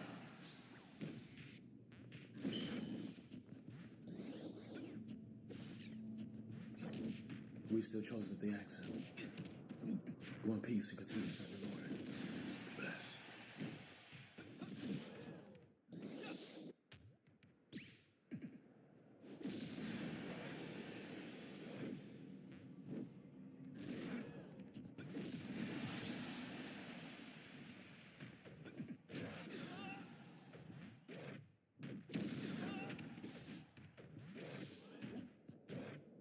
Give them an inch and they'll take a mile. All you were was a big butt and a smile. Now, the second part of that doesn't really have anything to do with this video. It's just an Acacia Strain lyric that I like. But give them an inch, they'll take a mile is what I've been preaching about the video game industry and really anything in life in general. You give people an inch, they will try to take a mile. Nobody's ever satisfied. Companies are never satisfied. Humans are never satisfied. They always want more. Just like you are wanting more right now. You are hoping that my right nip pops out during this video, but you're not getting that for free, pal. But when I say give them an inch, they'll take a mile, it's not about what's going on right now, because obviously we're at the apex of the dawn of the digital era that's coming. There's nothing you can do about it. PlayStation getting rid of physical games and all that sort of stuff. We know that that is what PlayStation is going to be doing. We know that Xbox doesn't really care about physical stuff. They're talking about disc to digital nonsense and stuff like that. Nintendo is the last bastion of hope, but you know, eventually they're going to succumb to the pressure as well when it comes to things like this. So people are wondering, like, okay, well, with digital stuff, you know, there's an end game. You have the digital stuff, and yes, you have all the pitfalls of digital. You have the fact that games can be removed at any instant. You have the fact that there's licensing issues. You have the fact that there's really no sort of true ownership when it comes to this. But what if I were to tell you this isn't the end goal? Digital is not the end goal. Digital is yet another stepping stone in a greater overall storyline that the companies really want. And honestly, like Rockstar Take-Two's CEO said the quiet part out loud. And I want to talk about this because this is what happens when you're cool with everything moving to the digital stuff. You're okay with it. You don't see the big deal. You are giving them that inch so that they could take a mile. First time on the channel, hit that subscribe button. So let's talk about some stuff that was discussed recently from Strauss Zellner, whatever the hell his name is, Strauss Zelnick. I don't know where Zellner came from. I guess like a weird hybrid of Cody Zeller. They did a Q&A recently with investors because that's what these companies do now. You notice that? It's all about investors. It's all about talking to investors and giving investors information. Not the consumers, not the people that are buying the products, the people that are supporting the companies with money, because the video game industry has lost its way. It's gotten too big. It's gotten too commercialized. It's gotten too Hollywood. People want more and more and more. But in this Q&A with the investors, Strauss Zelnick said the following when talking about PlayStation getting rid of their physical stuff and how, well, you know, not a big deal. Our business is well over 90% digitally distributed. It's already a digital business. So in certain instances, especially if it's a big game, discs just, and note I said discs, don't really make sense for the consumer. Also, most instances you have to register online to play anyhow. So if you're already connected, who cares if you download digitally? It's all the same, and it's much more convenient. So that's where the world is going in our opinion, and I think Sony understands that. We certainly understand that. It doesn't mean we won't have physical editions now and then. I'm sure we will in the same way that there's still vinyl in the recorded music business. But in other instances, it just won't make sense. Let me tell you why your business is 90% digital. What the fuck have you released recently? What have you released recently? Of course your business model is digital because you're not getting any sales on used copies of games and stuff like that. You haven't released any products. You release virtual currency in NBA 2K. You release, different online only things for GTA 5 online because it took you forever to make GTA 6. You haven't made a new game in quite a while. It's been a long time. So of course, in the year of our Lord 2026, your business model is going to look digital because that's all you're providing people. That's the only option people have when it comes to your catalog of games. So of course those numbers, like I hate when these companies talk about the numbers and they say this, they say that 90%, 95%, but they're leaving out so much additional context because of course this includes PC, of course this includes digital only releases. When you're not offering a physical version of something, that's like me saying, hey, I'm going to give you this can of diet, or you could buy this can of Pepsi Diet caffeine free, or you could buy a bottle of water. But I only have one bottle of water, but I have 100 of these cans. So I'm going to sell out of all of these, and 99% of my sales are going to be the Pepsi Diet caffeine free. Does that mean that nobody wants the water? No, that means the water isn't a choice. It isn't available, and it's one of the most basic things, but these people, they don't pick up on it. They don't seem to understand it. They don't seem to follow like what's going on here. They just accept what the CEOs say. You don't listen to politicians. You don't listen to, people like that, but you listen to CEOs, the most disconnected people from reality, because it's not a business model for consumers anymore. It is a business model for the person who doesn't know any better and the shareholder. But it gets worse because you saw the title of this video and you're like, okay, I get it, RGT. You're talking about how you don't really truly own digital games and stuff like that. And, that's a valid point. But you've been talking about that a lot. Like, this isn't really new information. I'm not done with this Q&A yet, pal. I'm not done with this Q&A yet. Because here's the part where Strauss Zelnick says the quiet part out loud. The real overall goal. And when you look at the companies, you look at PlayStation, you look at Xbox, you look at what Strauss Zelnick is saying right here. This is the end goal for gaming. If you believe in streaming, and to be clear, we really do, and I'm happy to put a timeline on it. I think we'll be in the commercial streaming mode within 3 years. Game streaming. This is it. This is what these motherfuckers want. Digital ownership is a stop. It's a stop on the journey because you still own it, kind of, in certain ways. But if we do cloud streaming, oh boy, now we have even more ways to monetize things. Now we have even more ways to restrict you. You want to do cloud streaming for $15, $20 a month instead of buying that $80, $90 game? Because spoiler alert, game prices are going to go up again. 100% they're going to go up again because PlayStation has total control of the marketplace. They're not going to just rest on their laurels and charge $70 for a game. They're obviously going to go up in price because that is what they can do, because it's either that or nothing.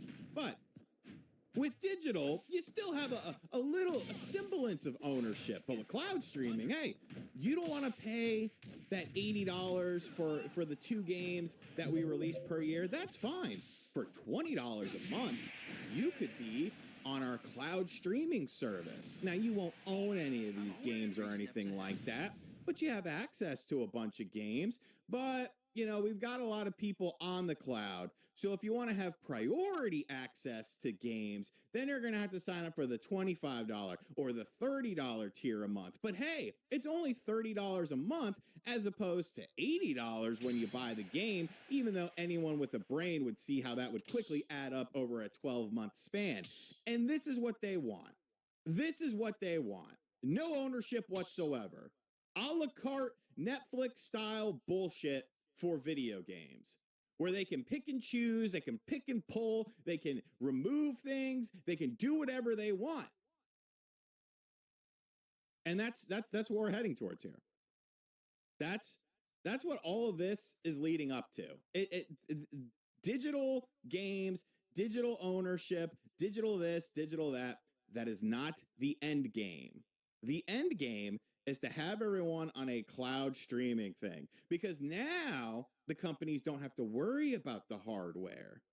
And if you take away the hardware, you take away any long-term ownership of anything. And when you take away long-term ownership of things, you can always repackage it. You can always do things, this, that, or the other. The video game, this is what drives me fucking nuts. The video game industry is trying to adapt models that are used for TV, film, music. Spoiler alert, the video game industry has surpassed those things in terms of revenue, in terms of, notoriety and stuff like that. They're making movies about video games now instead of making video games about movies. Like, that's how big the video game industry has become. But for whatever reason, the people that are running these companies want to follow the antiquated business models that we're seeing with the movie industry, that we're seeing with the music industry, that people are quickly getting tired of. People are quickly tiring out on this whole not owning something with it, when it's like, well, fuck, I could just buy a Blu-ray of the movie that I like and then not have to worry about this streaming service, or is it on this streaming service or that streaming service? And you know what? Here's the kicker. Maybe I'm the old man in this. Maybe there are people that genuinely like this stuff. Maybe there are people that genuinely want this to be the future. I want to have cloud streaming. I don't want to own a console. I want to just have it on there and be bottlenecked and, not have as good of quality. Good luck streaming a multiplayer game on cloud streaming. But I want to get rid of all the attachments. Everyone should be able to play video games. Blah, blah, blah. Whatever message you want to tell yourself at night. Maybe that's the majority thought process right now. And I'm the outsider. I'm the old head with this. But I feel like I'm not. And even if I am, that's fine. Maybe this industry is passing me by. Maybe I've outgrown this industry, because you look at the problems that happen with these things and you can't help but feel like it's just going to get worse. It's thankfully, I have so many generations of consoles that if this is the move that we make, everything goes to the cloud, and within 3 years, cloud is, the big bad thing that everyone loves. Great. I've got a bunch of other crap I can play. I'll be good for the rest of my lifetime. Younger generation, y'all are screwed. Y'all are letting this happen. Anyways, guys, let me know. Are you looking forward to the age of you own nothing and you like it? Because that's what they want. They said it out loud. I don't know how much more crystal clear it can get. They don't want you to own shit, just like every other facet of life. Put it on a credit payment, pay it off over time. All these different things. You don't own anything. You're just borrowing it from us. I think they have a word for that when it comes to a type of government, but we're not going to get into that. And as always, guys, thank you for checking out this video. I don't think my nip popped out. I did cut this shirt this morning. What I've been doing is my old wrestling shirts that don't really fit well anymore because I gotten a little smaller in terms of weight. I've just been going sleeveless with them because I kind of like the look, and I like my armpits just kind of being out there. And I definitely cut this one a little bit too close to the nip, but I think we survived. And as always, guys, thank you for checking out this video. Hit the subscribe button if you're new. Be sure to like. 2, 1, go!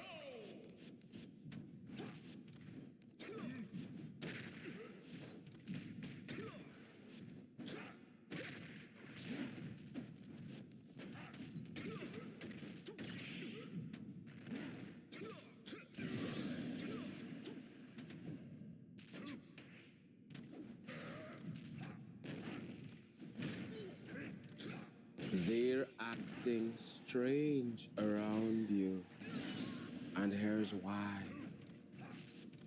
They're not talking to you like they normally do. They're not behaving like they did before. They're avoiding you. They can't laugh with you. They can't have a good conversation with you. They can't give you a natural hug. They're holding back. Something is not right. You feel the way you feel for a reason. You're not losing it. You're not delusional. You're not crazy. You know what you feel. Something is not right. They can't act normal. They're acting strange around you. Weird. This is not the type of relationship, or this is not the relationship you had. This is not how it was. That is. This is not how it was before. How can they show you love, my friend? How can they act normal? How can they be kind? How can they tell a joke? How can they smile with you when they're doing so much behind your back? When they're talking bad about you behind your back? When they're jealous of you?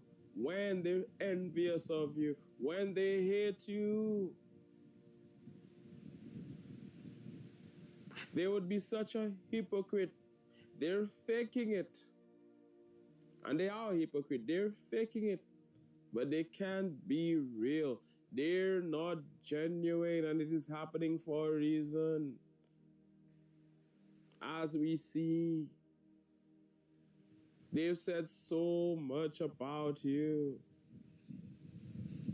They've criticized you, criticized your life, criticized your relationship, your relationships, your career. Everything you do is not good enough. They have every bad thing to say.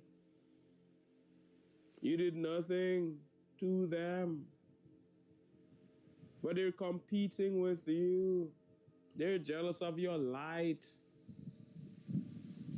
They're finding reasons to hate on you. They've forgotten all of what you've done for them, how good you've been to them, how well you've treated them over the years. You are somebody who could have been there for them, who would have been there for them. They're not checking for you. They don't care about you.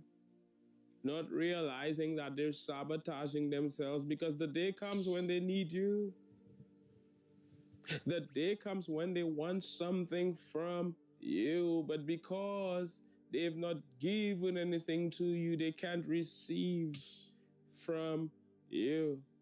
When they think they are affecting you, it is affecting them. It is self-sabotage.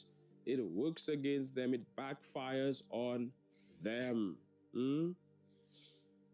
They can't act normal. They can't be positive around you. They can't show you love. They can't be kind to you, because this is not who they are.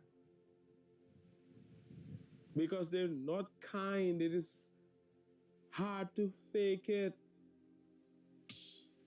Furthermore, they know you can see through them. They realize that you can tell that they're not genuine. They're scared of you. They're afraid. You see so much. You're so aware. You know. They know that you know, but they're wondering how much you know. You're not delusional. Trust your vibes. You feel the way you feel for a reason. This message is not for everybody, but somebody watching me is meant to see this. Somebody who will be watching this, well, they're watching it. Whether even if you share it later or you share it even now. Give the video a thumbs up, by the way, for the YouTube algorithm. This message will reach the right person. They're acting weird around you. They can't act normal around you. This is very strange. They don't know what to do. They didn't think they would see you.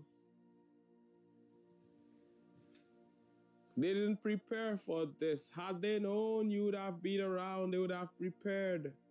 Had they known, they would have seen you, they would have prepared the lies. They would have been ready to fake. They didn't know, and you caught them off guard. They can't act normal around you because of so much. They act as if you can take success, put a fence around it, have a monopoly on it so that they can't have. They're blaming everybody for where they are. They're blaming you. They're not moving up. They don't see how much work you're putting in. They don't see how much you're doing, how you're believing.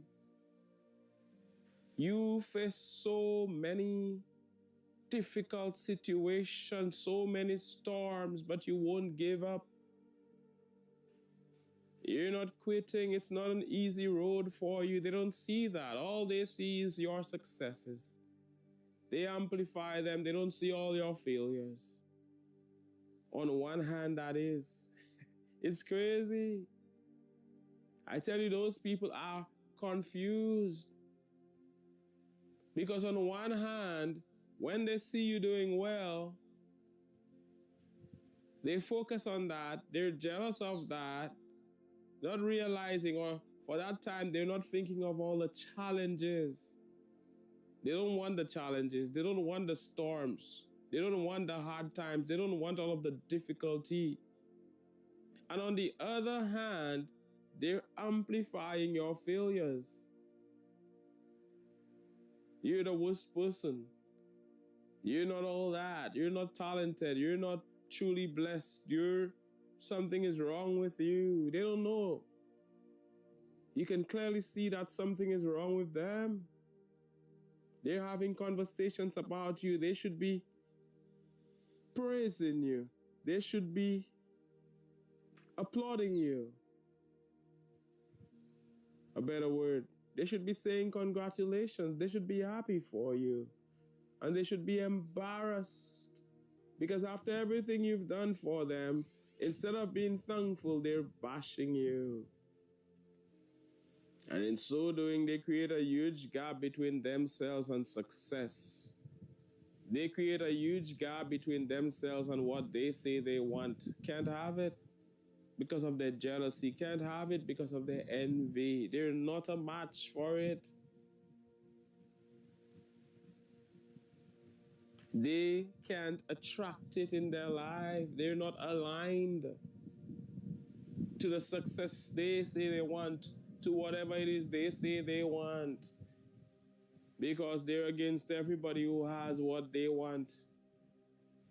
They're mad at everybody who is winning and they want to win.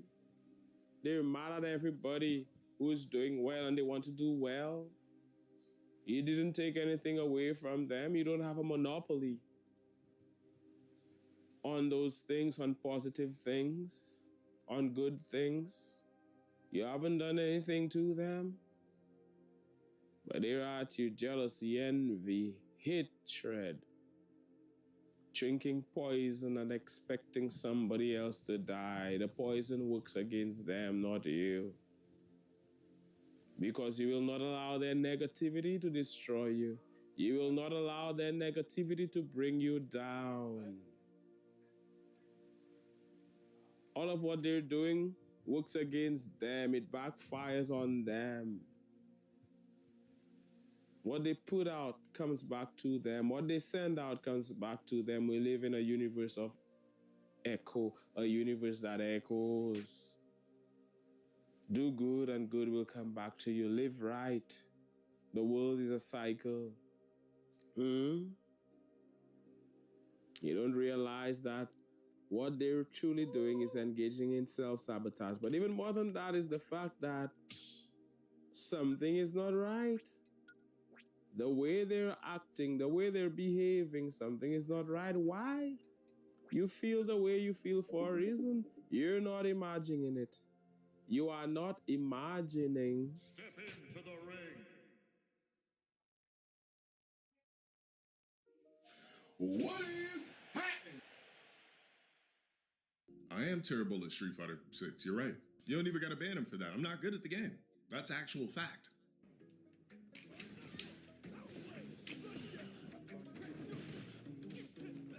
All right, we got a masher. Yup. A rapid fire mash and jab idiot.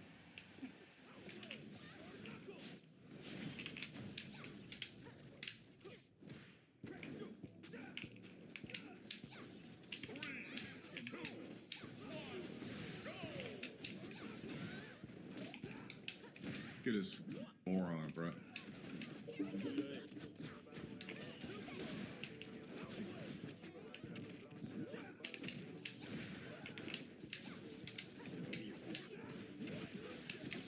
Fucking slop. Slop mash.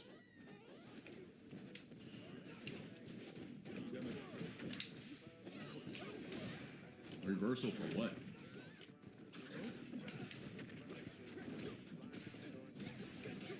All mash. Literally just mashing buttons. So much so he just burning out off mash. Look at this idiot. Just complete mashing. Look at this mashing. Street Fighter 6, bro.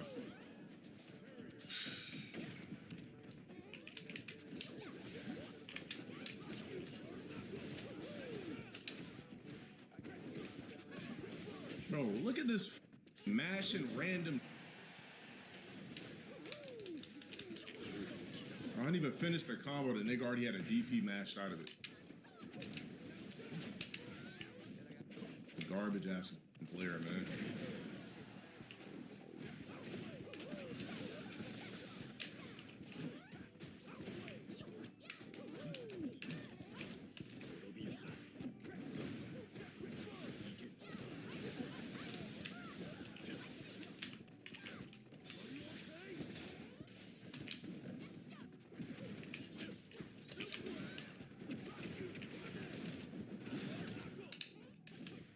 This is just crazy, bro. I just can't get over how garbage you can be at this game and just randomly do and win. I just got Stockholm with this game. Nigga just mashed a bunch of random buttons in my fucking face and YOLO'd out a fake ass victory. Now they're gonna start loading up with these sloppy ass theories since I complained about one. What'd I tell you?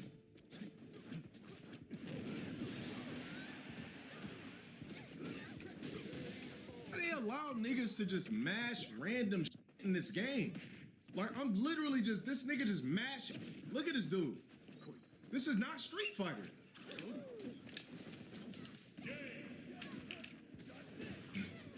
These plays are so bad, man. This game just allows niggas to do it. Look how horrible this fucking player is. Oh my God.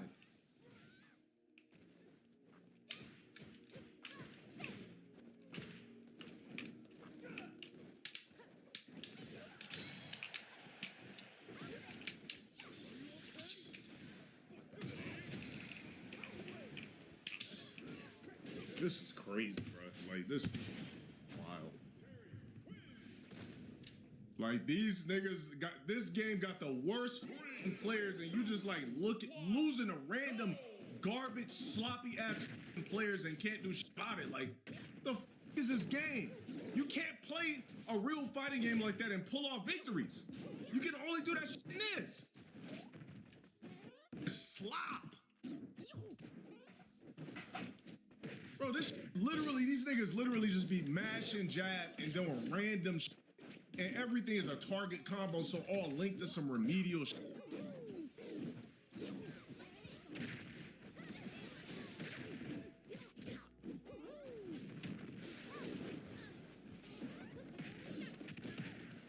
I can't even play this game pretty because these niggas are scrubs, so I can't, like, explore.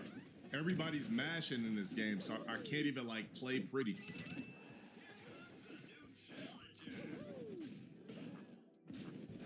I don't play fight. I'm mirrors and remedial fighters.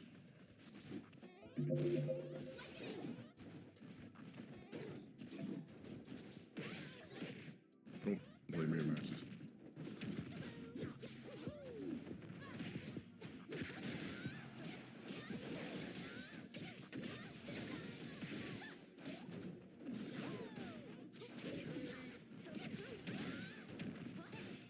this nigga just do drive rush to sweep?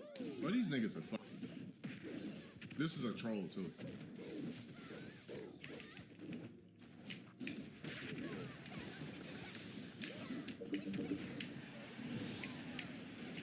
Look how nervous this bum ass nigga's playing.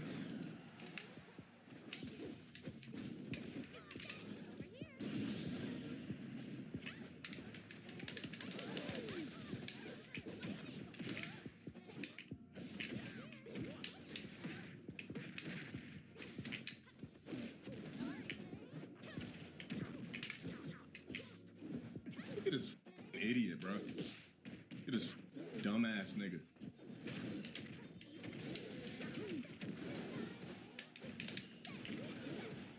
This dude's just doing. Like, what are you doing? This dude's horrible.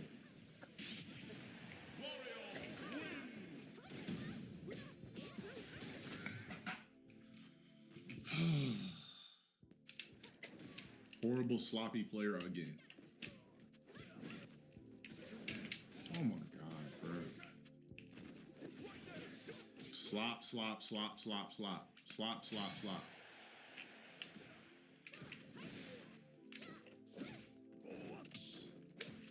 Slop.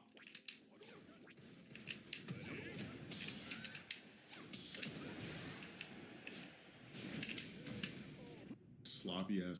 I didn't even realize I fucking lost to this sorry ass nigga.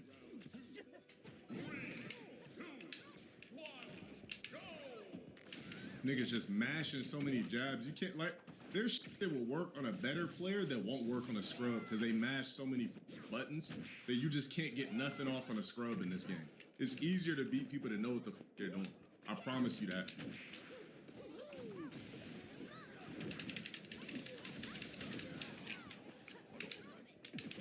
Get a sorry ass player, man.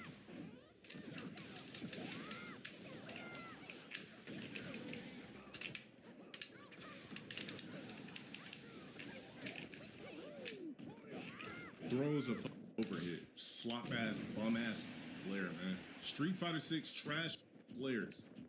Garbage nigga after garbage nigga. Nobody's good online. Just sloppy, random. Back to back to back to back. The Capcom dumbed down their product like this for? This shit is equivalent to a current day honey bun. This shit used to be fire when you was a kid. Now you crack open a honey bun. That shit tastes like straight up factory. Why you get a sweep after that, you stupid ass nigga? Oh, that's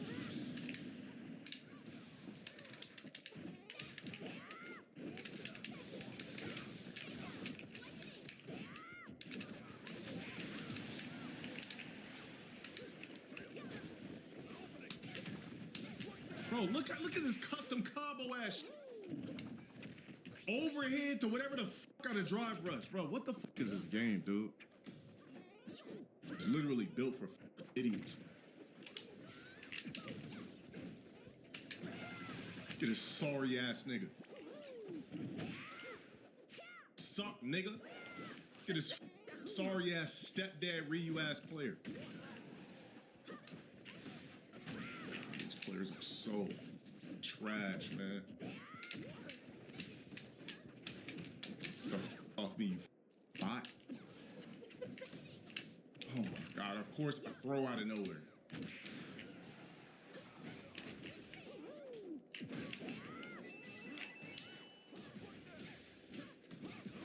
Sucks. Bucket combo. Look at this sorry ass nigga. Look at this dude.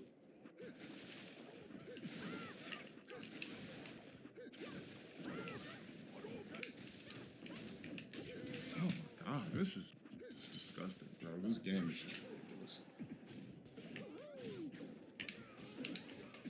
You said I'm buns? Alright, well play me in Street Fighter 6 right now. You specifically, I'll body you right now. To the nigga on YouTube, I'll play you in the lobby right now. I'll destroy you with Alex right now. You bot. I'll kill you in this game. I promise you that. Be the good little spectator you are, you bum ass nigga. You born for nothing peon. Watch me like a good little servant you are, pussy. We know you're not gonna watch me, bitch. We know for a fact your pussy ass not playing me. Keep watching me like the good little pussy bot. Bitch nigga, you're sub to me. You worthless. I'll kill you in this game. The fuck you talking about? Bitch ass nigga. Bro, every time somebody say some slick shit and they try to offer them to play me in a game, they suck at everything they play. This is not a real Street Fighter game.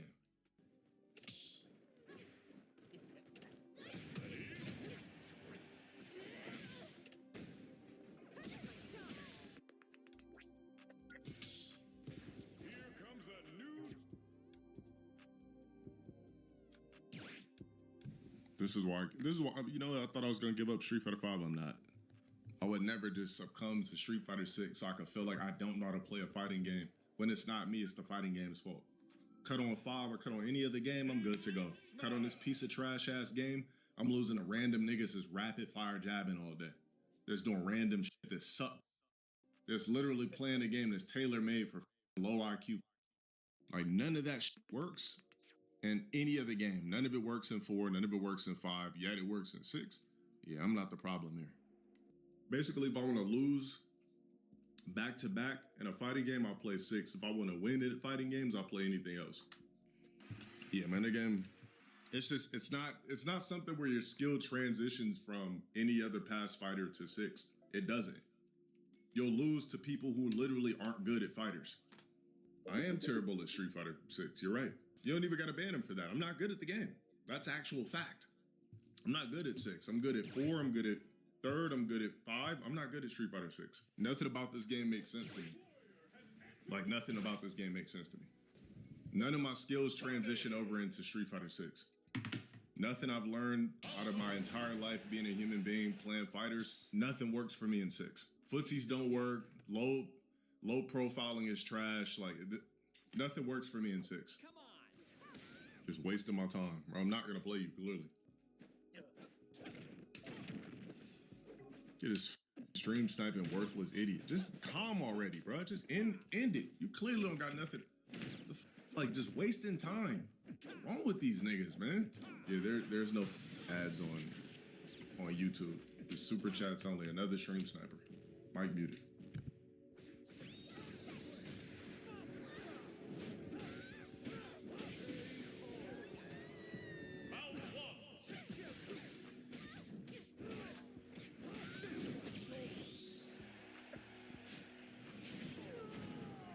You niggas see me play Alex a million times. You glazing this garbage ass Alex? We're gonna cook you for two weeks. Nigga glazing the most scrubbiest worth of player. Get these niggas out of my chat for 2 weeks. These niggas read. And this is a stream sniper too. I want you going for 2.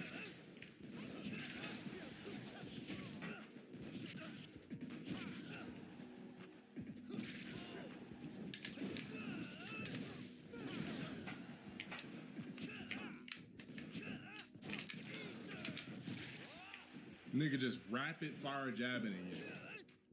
Rapid fire jabs. That's crazy how that's frame traps. Just rapid fire jabs back to back to back to back. No frame traps. Just rapid fire jabs. Rapid fire jabs. Street Fighter 6. You don't have to think for frame traps. Just go like this. Let's just rapid fire jab everybody. Let's just do this.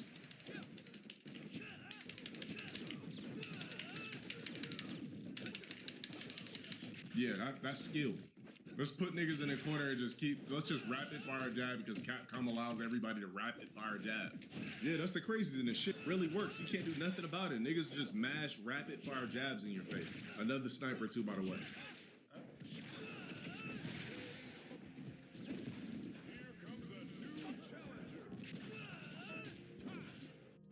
How ironic. I accidentally played a broke ass, stuck on Wi-Fi ass player and they're trying to mirror me with the character. Yeah.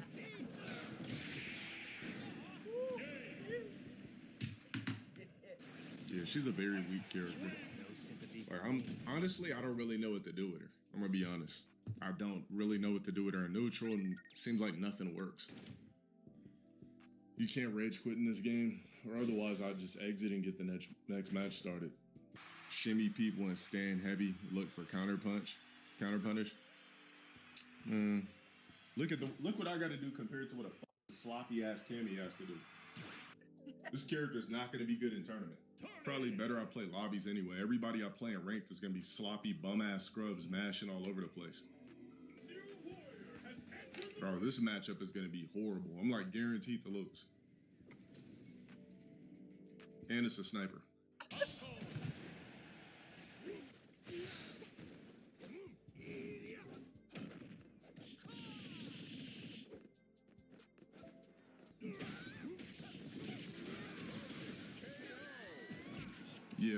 Yeah, a random could just beat me in footsies and just press. I was just sitting there, bro. I didn't even press. This game just doesn't make sense. Scrub just does a random. Come on, get the fuck out of here, man. Random ass.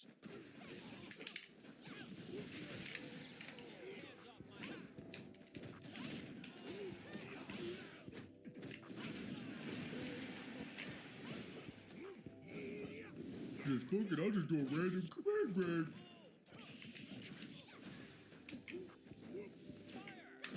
Oh, her fireball is so trash.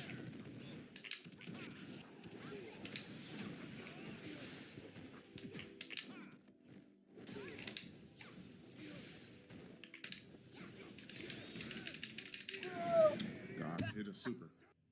Sorry ass nigga.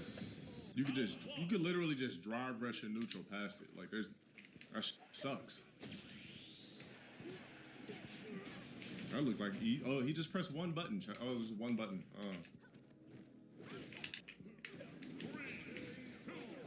I think I'm gonna damn, I can't even do an open lobby if I want because niggas will be on my dick.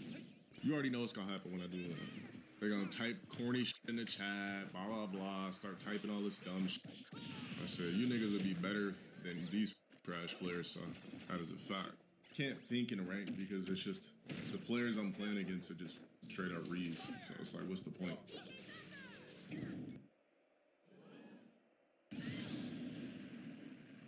For decades, console gaming had a simple rule. As hardware got older, it got cheaper. But with the PS5, Sony completely shattered that tradition. Midway through 2026, and a standard disc-based PS5 costs around $650. Keyword disc-based. That won't last for much long either now. Now, far more than its 2020 launch price of the PS5 back in 2020, and that's even after adjusting for inflation. Now, meanwhile, the PS5 Pro, which is the premium Sony PlayStation console, has climbed over at a staggering $900 price tag. Now, console gaming is rapidly losing the biggest competitive edge over PC gaming, and that was and is affordability. Now, if the current generation is already pushing wallets to the absolute limit with PS Plus, and not many people that are very much fans of that, it raises a massive question for the future. Who is actually going to buy the PlayStation 6? Now, the numbers show that Sony's already hitting a wall, right? PS5 recently cleared around 95 million global sales, right? Which sounds impressive until you align the timelines with the PS5 and the PS4. At the exact point of the PS4's lifespan, it already passed over 100 million units. Now, if you look at Grand Theft Auto, right, Grand Theft Auto 5 was released on the PlayStation 3, near end life cycle. So when the PS4 came out for a few months, we weren't able to get the upgraded PS4 version of GTA 5, right? This was the most common place that people went out and played GTA 5 on. It was on the PlayStation 4 console, right? The hardware was great. There's been a lot of talk about the death of physical media in gaming, with Sony essentially killing physical media for PlayStation games going forward from January 2028 and beyond, and that extends to third-party games because they're the ones who print the discs.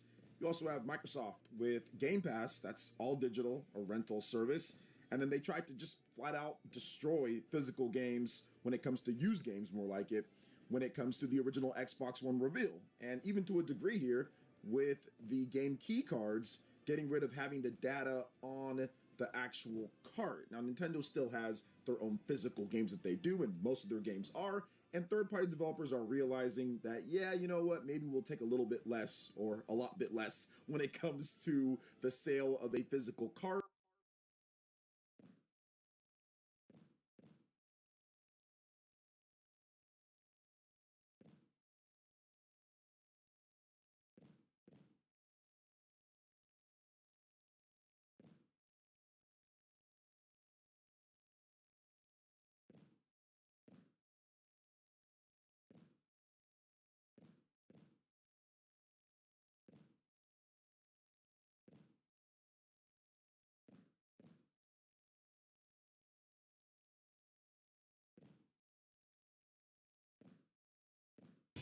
Alright, you guys, we're back to some more Sparking Zero Run games, and we changed teams yet again. Oh, look at this intro, bro. I cannot. Every single time I see this, I just smile, you know. We really needed this intro in Fighters. Anyways, playing a new team. Whoa, are we actually playing? Yeah, we're playing. All right. And today's goal will be to try out the new ultimates. I have all three of my characters have 3 new ultimates, so hopefully we will be able to pull them off online against real human beings. I'm not spoiling what I have, but you will see. It's pretty cool. All of them are pretty cool, so I'm excited. I'm getting excited. Hold on. Yo, you're losing this war, my guy. You are out of resources. Okay.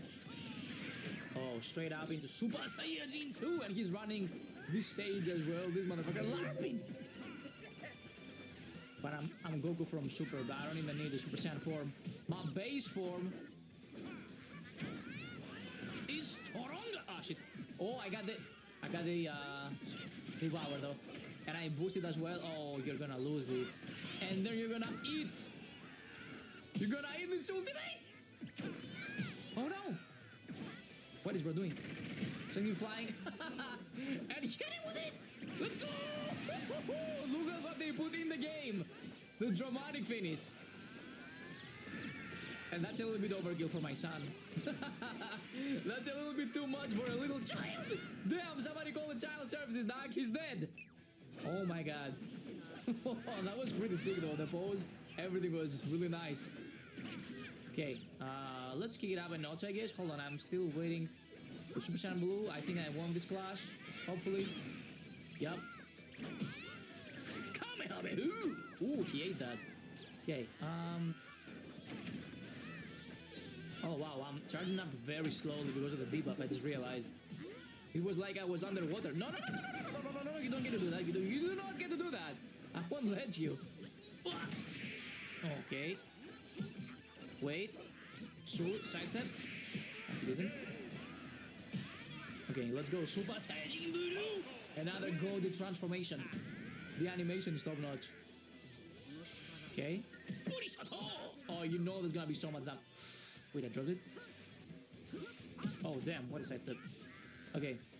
Oh, I have Kaioken. Wait, hold on. Let's kick it up and nose then. Full buffs. Bro, the game is not working with me, dog. I sidestepped and I was stuck in the wall. I think we're fine. Yeah, this is no damage. You're just tickling me, dude. Sucks being you, father! Behind you. I already dealt more damage than his Rasa Dark, and that's crazy. Oh my god, just 4 punches was all it took to do more damage. Poor Bardak.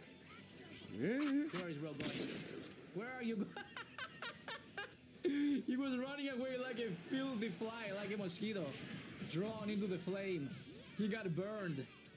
Damn, I shoved that Kamehameha in his butthole. Wait, I just realized he's running Gogeta. Oh, hold on, this is gonna be scary. Now, this is gonna be scary behind you. Don't super counter me, please. Okay, booty set. Kinda, we take those. Okay, no. Wait, that doesn't work. Wait, Kamehameha! Damn, this guy just loves eating my Kamehamehas. Why don't you try the ultimate one? He tried to stop me, but he's out of key. Hey, why don't you try this then? This is gonna be more to your liking. It's gonna satiate your appetite. Oh, good dog. There's no way he's dodging this. Actually, I don't think he could. He had such like low key. I don't think he would even vanish that. One more. You got someone you gotta block, dude. Okay, one more. Last one. For real.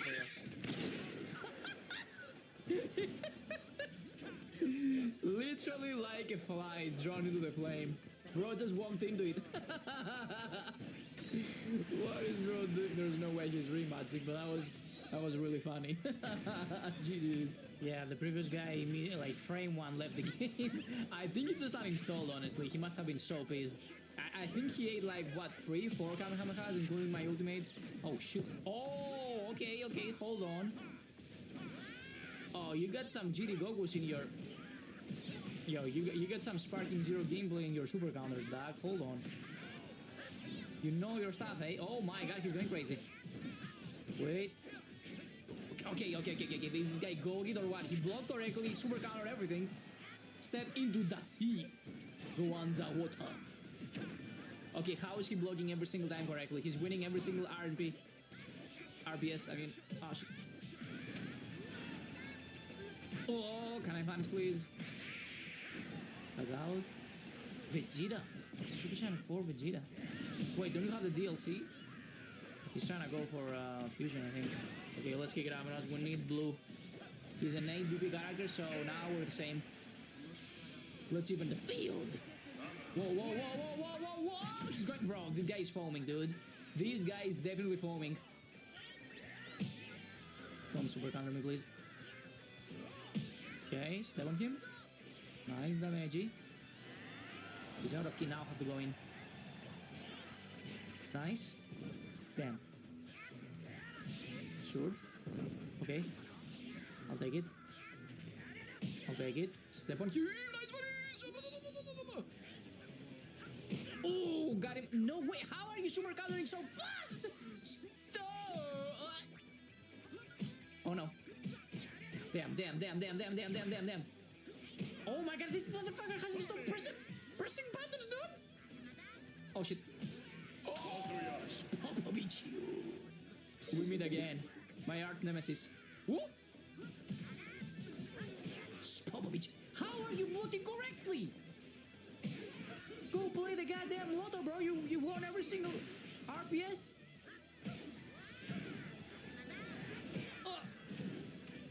You kidding me? Losing the Svovichy? I am strong. No god. Shit. Oh my god, he's one of those guys, dude. I hate Svovichy players and Master Roshi players. Everybody's the same, dude. And Recume. It's coming back to me. Damn. Wake up, please, dude. Oh. Damn, I'm sick. How are you blocking always correctly? Screw you.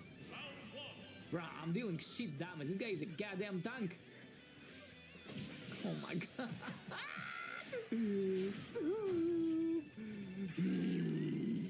I have to unleash my true power against Popovich, the true villain of DBZ. Where are you going? Okay, I think I played that perfectly. I'm not losing this class. What? He did that better than me? Popovich. Shit, I should have known. He's gonna do it again. Stop. Oh, that was lucky with it. Oh no, I'm out of resources. Oh shit, I'm getting hit. Ow! This Popovich is really putting in the work, huh? It just won't let me play. Oh no. Nice, I have more key than abuse. Oh, the bull shot.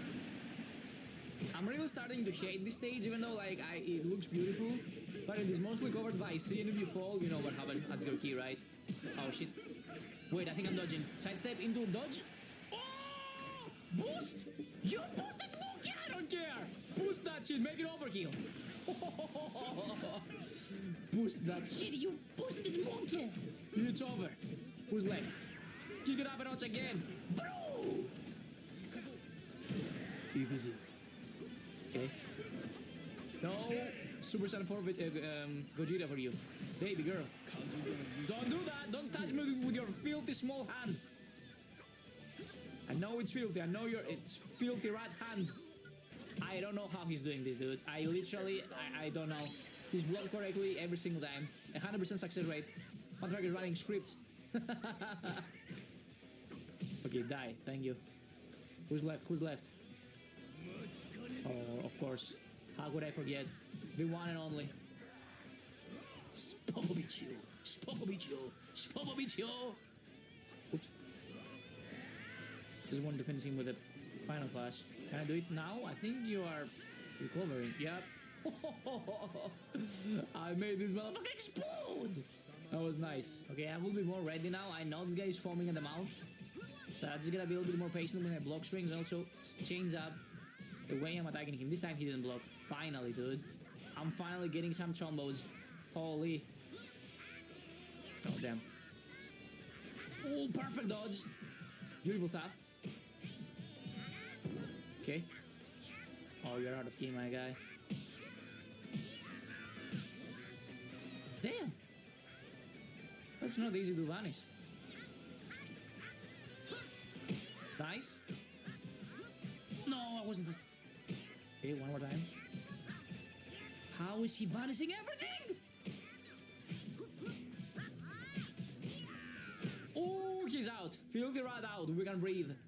Actually, the problem is Popovich. The Beachy himself. Damn. Uh-oh, that's gonna be so much damage. The difference in DP. Thank God I have more key. Can I get this? He won't let me. Send him flying. I gotta go full power. Full power! No! Just let me hit the Frieza ultimate, dog! That's all I'm asking. Bro, where are my vanishes, dude? Shit! Bonk! I hate you. Whoa, whoa, whoa, whoa! How is he so fast? No, please! I hate you. I hate you for that.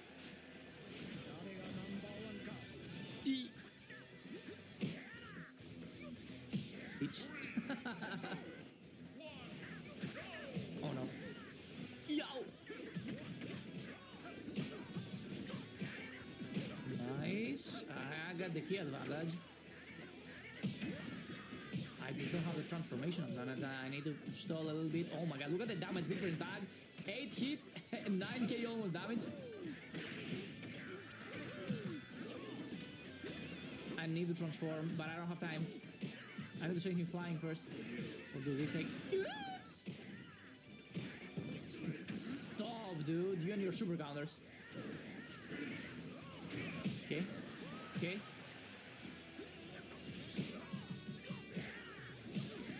Nice.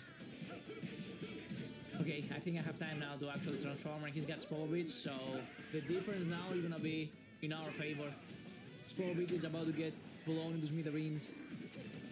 Check out the downs I'm about to deal if I get a single combo. There we go. Oops, kinda messed it up, but it's fine. Overhead. Ouch. Whoa, whoa, whoa, whoa, whoa, whoa, whoa!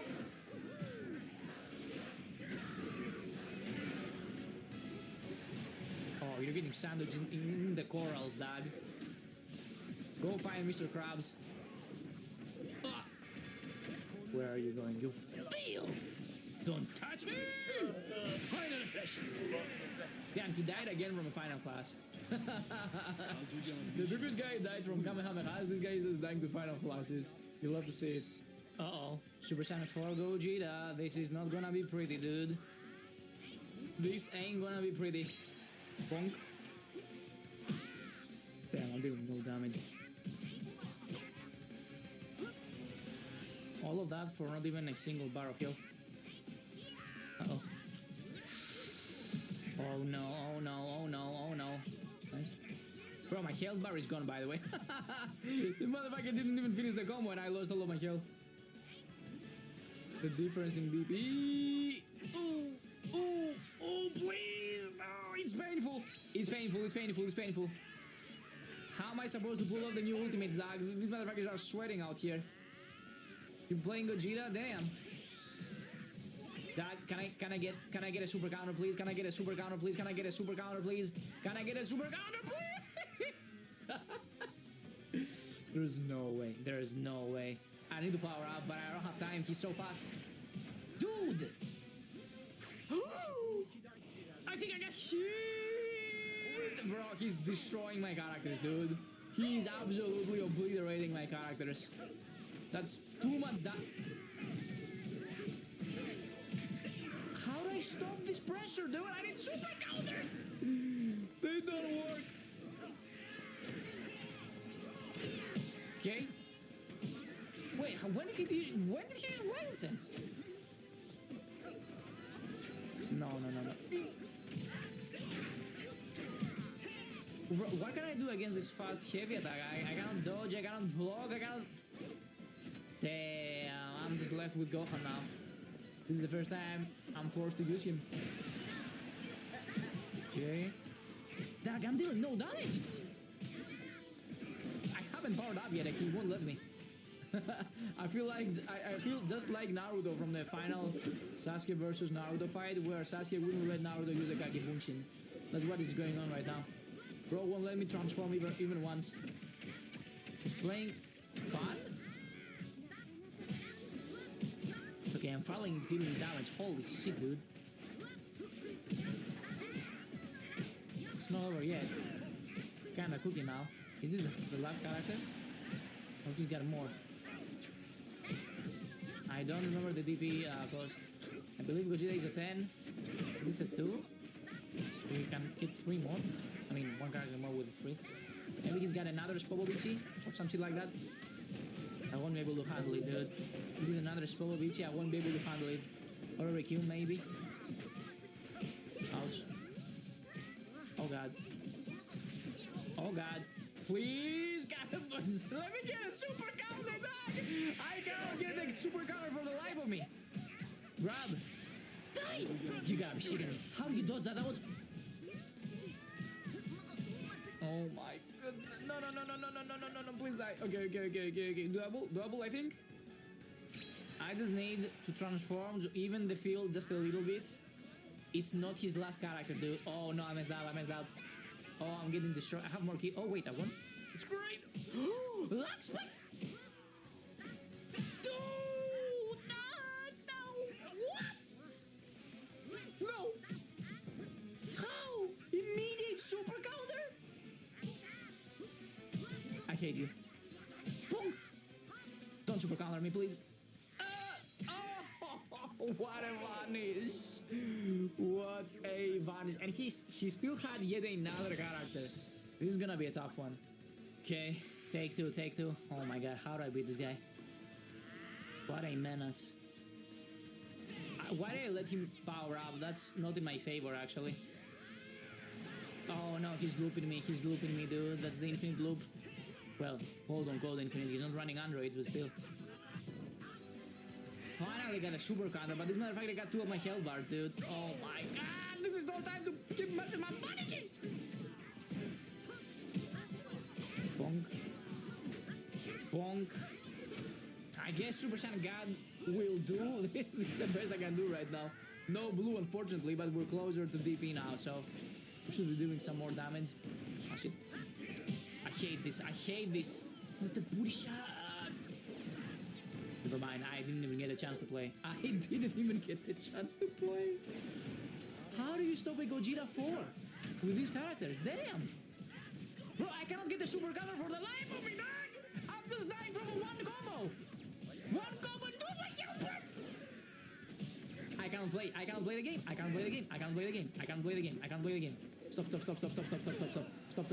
Stop.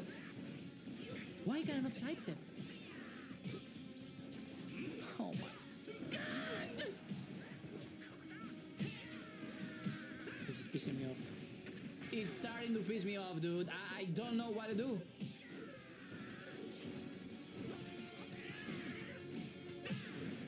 I hate that move, revenge. He always... I get it, and now I get it. He keeps using revenge counter, that's why I'm losing. Every single time it's a revenge counter, I get gut punched. And then he gets a free booty shot, and I just die because I don't get super counters. But now it's way too late. I don't think I'm winning this. Grab. Shit. I think I gotta use more grabs against the revenge counter. Bro, where are my vanishes, dude? No! Why can't I not vanish? No super counter, the back shots of doom are too much! It's so off. Come on, bro, this ain't fun. I can't even grab him! How did I miss my mark?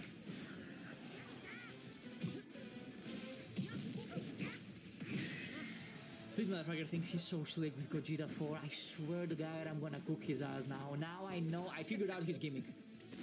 Pray for bro, chat. Pray for bro because it's so over. It's so over, dude. Yeah. Try to revenge counter this. Dude. Biatch, grab him! We're playing fighting games! Time for reads. I'm logged in. I'm actually logged in. I'm not losing to this buffoon again, dude. Oh my god, never mind. My fault. I must not let him touch me. That's all there is to it, dude. Just get good, get better. Just don't let him touch me. That's all there is to it. Oh, I'm out of key. Oh, he messed up. No way! You vanished that! Stop. Tag out, tag out, tag out, tag out. I got more key. Charge up. Wow, he actually took that. He just wants to revenge counter me, I'm pretty sure. There it is, there. Yeah, this guy is a buffoon, bro.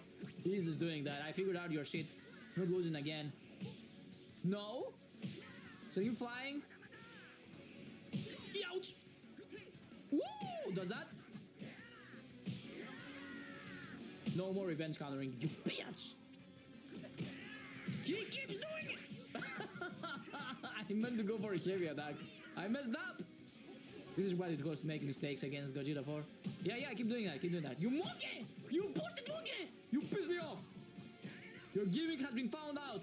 It's over. Stop doing it! This guy is it. Power! This guy is a moron, an absolute buffoon. The buffoonery going on is absolutely disgusting. Oh, I was this close to revenge countering that. Where is bro going? You're not flying away. You are not getting out of this alive. I told you I figured out your shit. Try beating me now. It's over for bro. Oh. Nice. Oh, finally I'm dealing. Did you see how it feels like? Hey, do you like that now? Look at the damage, dog. Look at this damage. You like this? You like the back shots? My fault. I hope now you fear me, dude. I hope you feel how I felt when I was facing your filthy, ugly ass, dirty, stinky monkey. I tried to grab, by the way. Oh god. There it is again, the revenge count. I'm getting cooked by pan. What is that? Buff?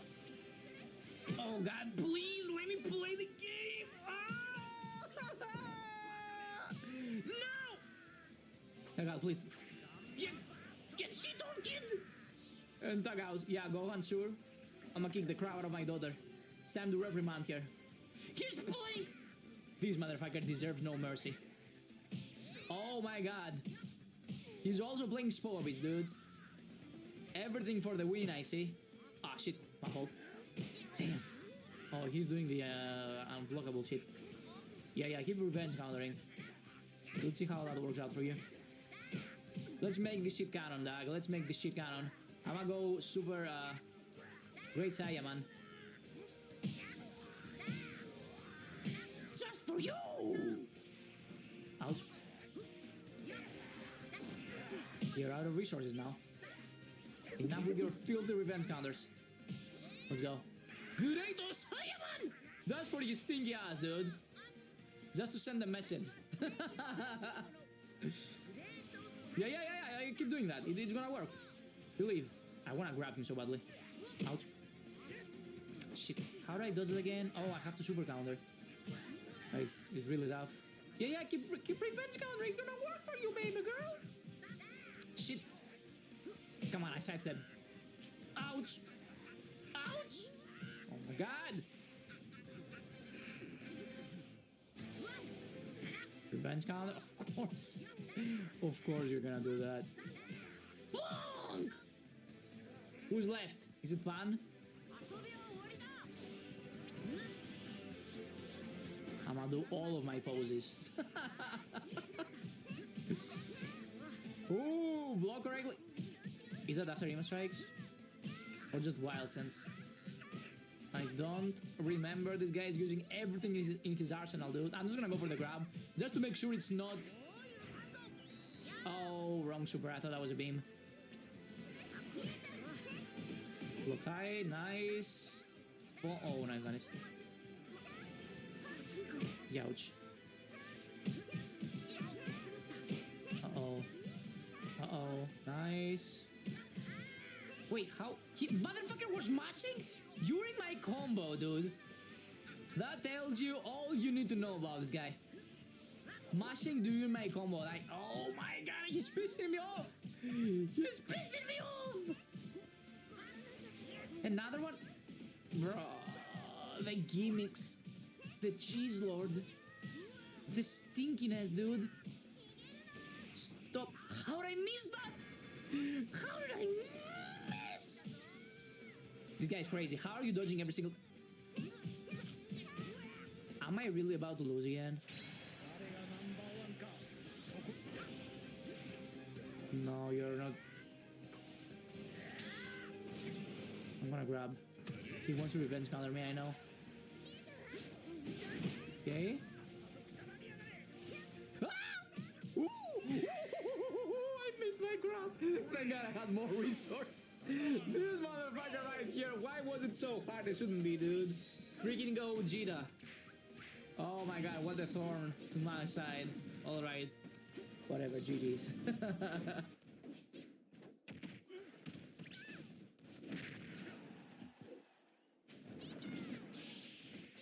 You'll never play me again until you can prove to me you could beat me in a real fight. Why quit? Think I want to play a mirror match? Don't.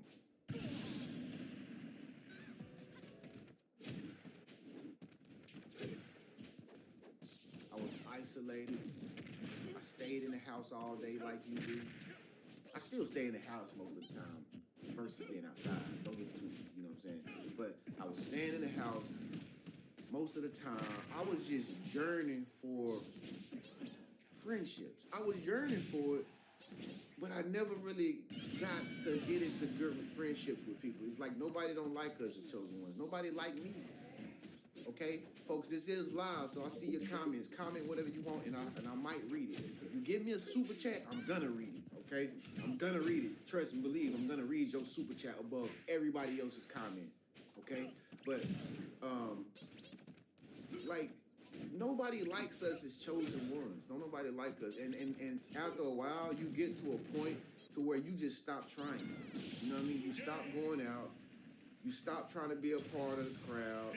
You stop trying to be a part of the social societies, the social norm. You don't want to go out to the lounges no more. You don't want to go to the bars.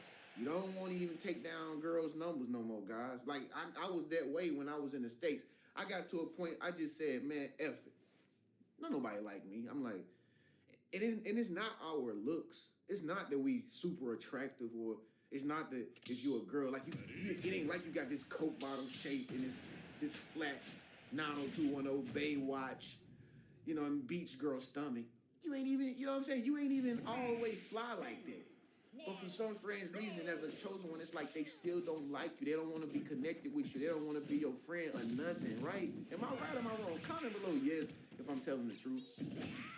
Comment below right now and say, Big Bro Trend, yeah, they don't like me no matter how hard I try. Show me something, because I want to read your comment, man. But seriously, that's how I was in the States. Especially, I was in Arizona, but I did it in Las Vegas. I did it everywhere. And no matter what you try to do, it's like, if you try to, like, I was always trying to go out to try to create bridges and network with people. I could never do it, man. I could never do it, bro. No matter, bro, you can take the shirt off your back, you can take the chain off your neck and give it to somebody, and you take down their number, they take down your number, they still will deny you and never even call you if you're chosen. Am I right or am I wrong, bro? I can't be the only one that go through this. You know what I'm saying? You know what I mean? And you just ask yourself, at the end of the day, you just ask yourself, like, what is it? Like, what did I say? And let me ask you this, chosen one. Let me ask you a question. Do you wake up in the morning like thinking, like, did I do anything yesterday to piss anybody off? Because I already know that nobody like me. Do you do that? Do you wake up and when you come from outside, do you question yourself in your mind, like, yo, did I make anybody not like me? And then you be like, weighing the Libra skills, like, nah, I didn't say that wrong to that person. Nah, he can't not like me because I didn't say nothing wrong to him. Nah, she gotta like me because I did this for her. Nah, I know she don't like me because I said that this other girl looks better than her. Nah. And you just be going back and forth in your mind, like, with your thoughts and your consciousness, and you just be thinking, like, yo, who did I make feel bad because your whole life is about perception of you. You know what I mean? It's like as a chosen, like you self-absorbed. What's the word? You self-absorbed, and it's almost like you too self-conscious, but it ain't that you too self-conscious. You just aware of every damn thing, and that's why, like I say, when you put on them damn magic glasses, you can't take them off no matter how hard you try, because you see everything. And so, like I said, man, living in Thailand, it has changed the way I see relationships now. Like bro, if I was still in America right now, I don't know about you, but if I was still in America right now and I was in my isolation, when I was isolated in my apartment, I don't know about you, but when I was isolated, every time I came home, it felt like I was going into solitary confinement. For real. That's what I felt like. I could not look out the window because I felt like people was looking at me through the window. Like I felt like people was gang stalking me when they walked past my apartment. I mean, I was feeling like this. I'm like, I was even, if somebody would have knocked on my door, like if somebody would have randomly knocked on my door, like I would have been like, who is that? Oh shit. You know what I mean? Because the gang stalking be so real with us chosen ones. We just on edge, bro. You would have thought we was dope dealers the way we behave when things happen that we don't expect. You would have thought we sell dope.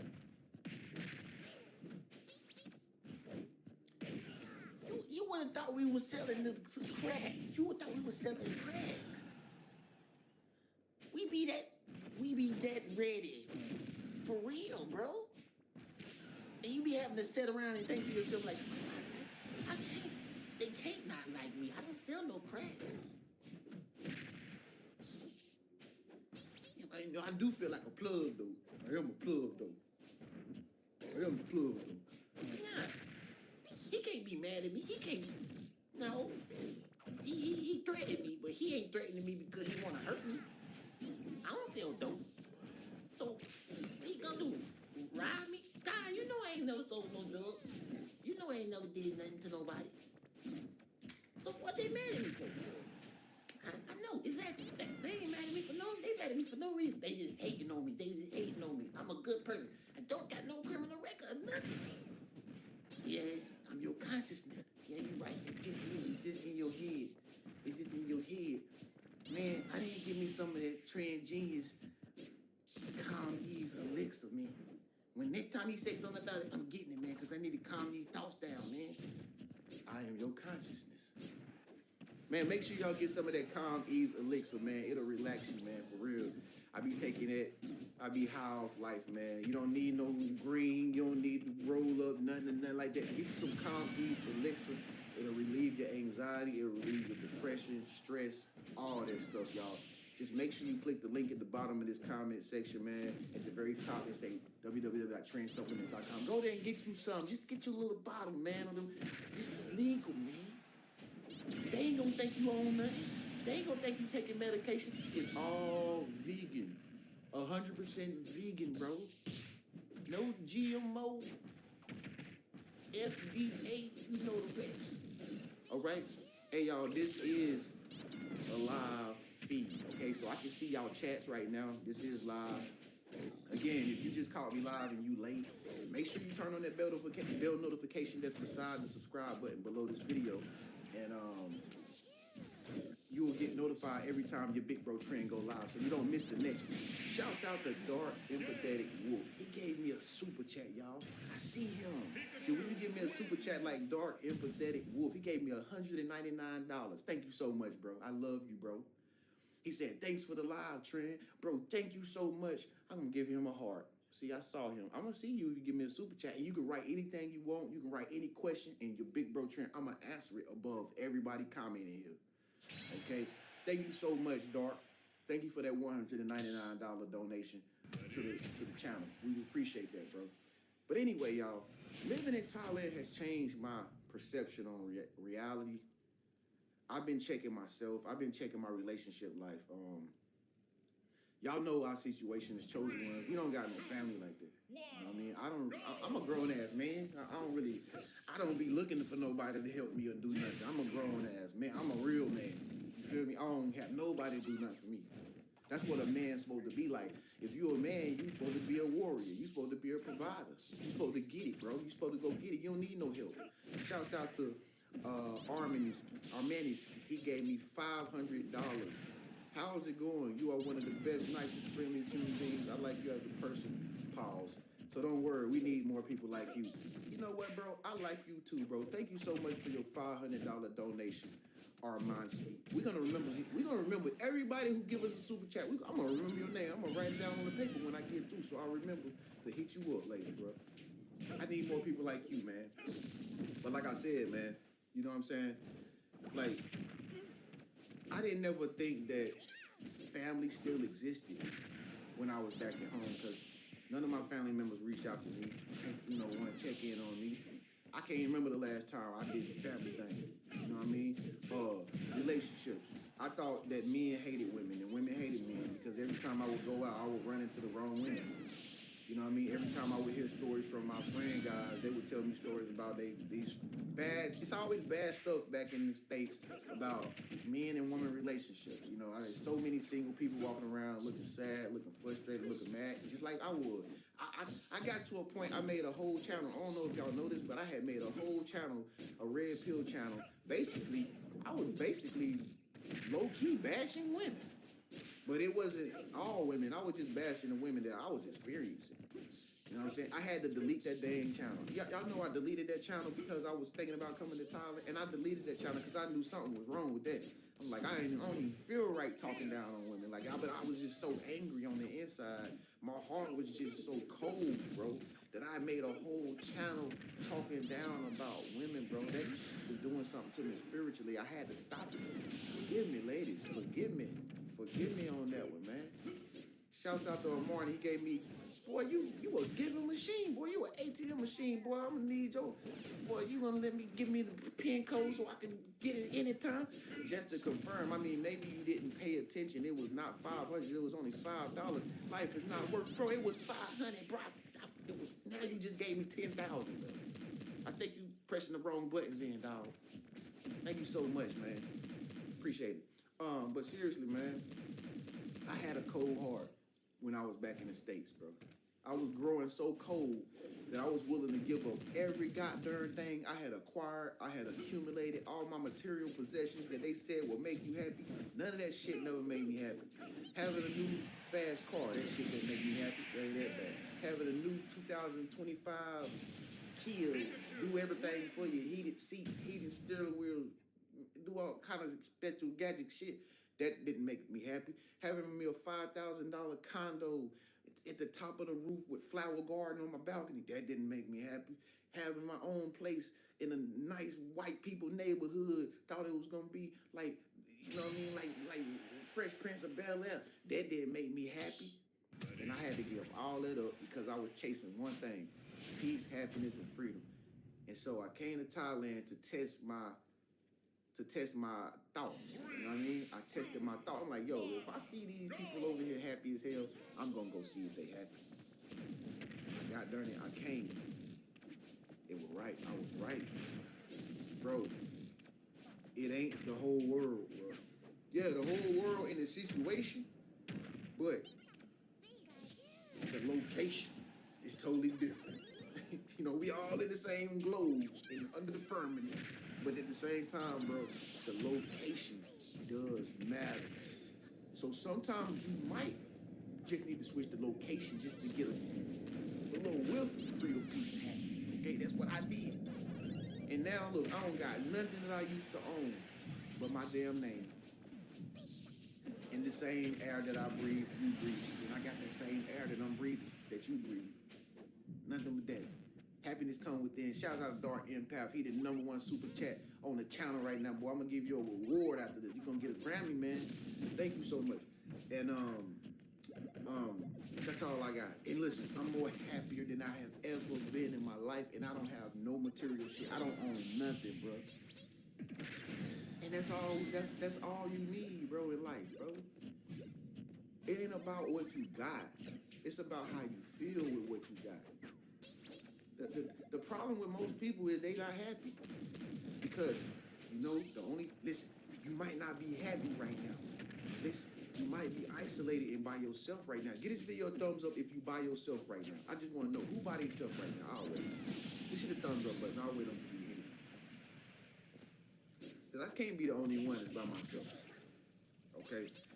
Hit the thumbs up button right now if you isolated.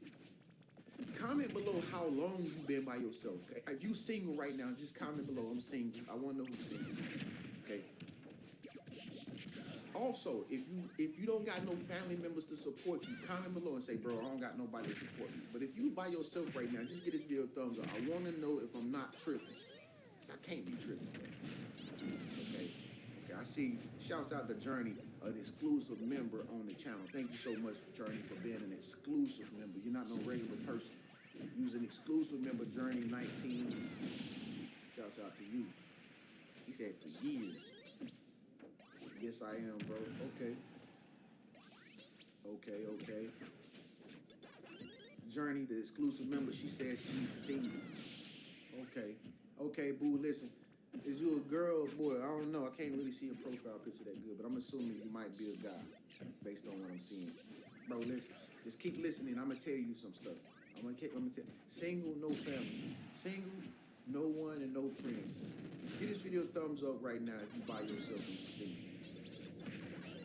Let me read it. Folks, this is a live chat, so whatever you say, I'm looking at it live, okay? So feel free to write whatever you want to write. Type whatever you want to type. The one-on-one link, you say, where's the one-on-one link? The one-on-one link is always at the top of my comments. At the very top, it's the first comment, okay? And sometimes it's in my video's description up under the video. So just wait till the video over. At the top, it's going to be up there at the top if you want to talk to me one-on-one today. 0 friends. Nina Fabis, 0 friends. Okay. Sounds good. Okay. Sounds good. Ready to learn and trade. Okay, the link gonna be at the top of the comments. After this video, you'll see it. It's gonna say Chosen One Trade 101. Hop on board, bro. I'm glad you said that because next week we're going into the new phase. Let's get down into this video though. But anyway, though, like I said, bro, just being out here, man, I'm transcending. I'm healing. I'm healing all the trauma that I've been through. Like when you move locations and you give up everything and you just finally say, you know what, I ain't living for nobody no more but myself.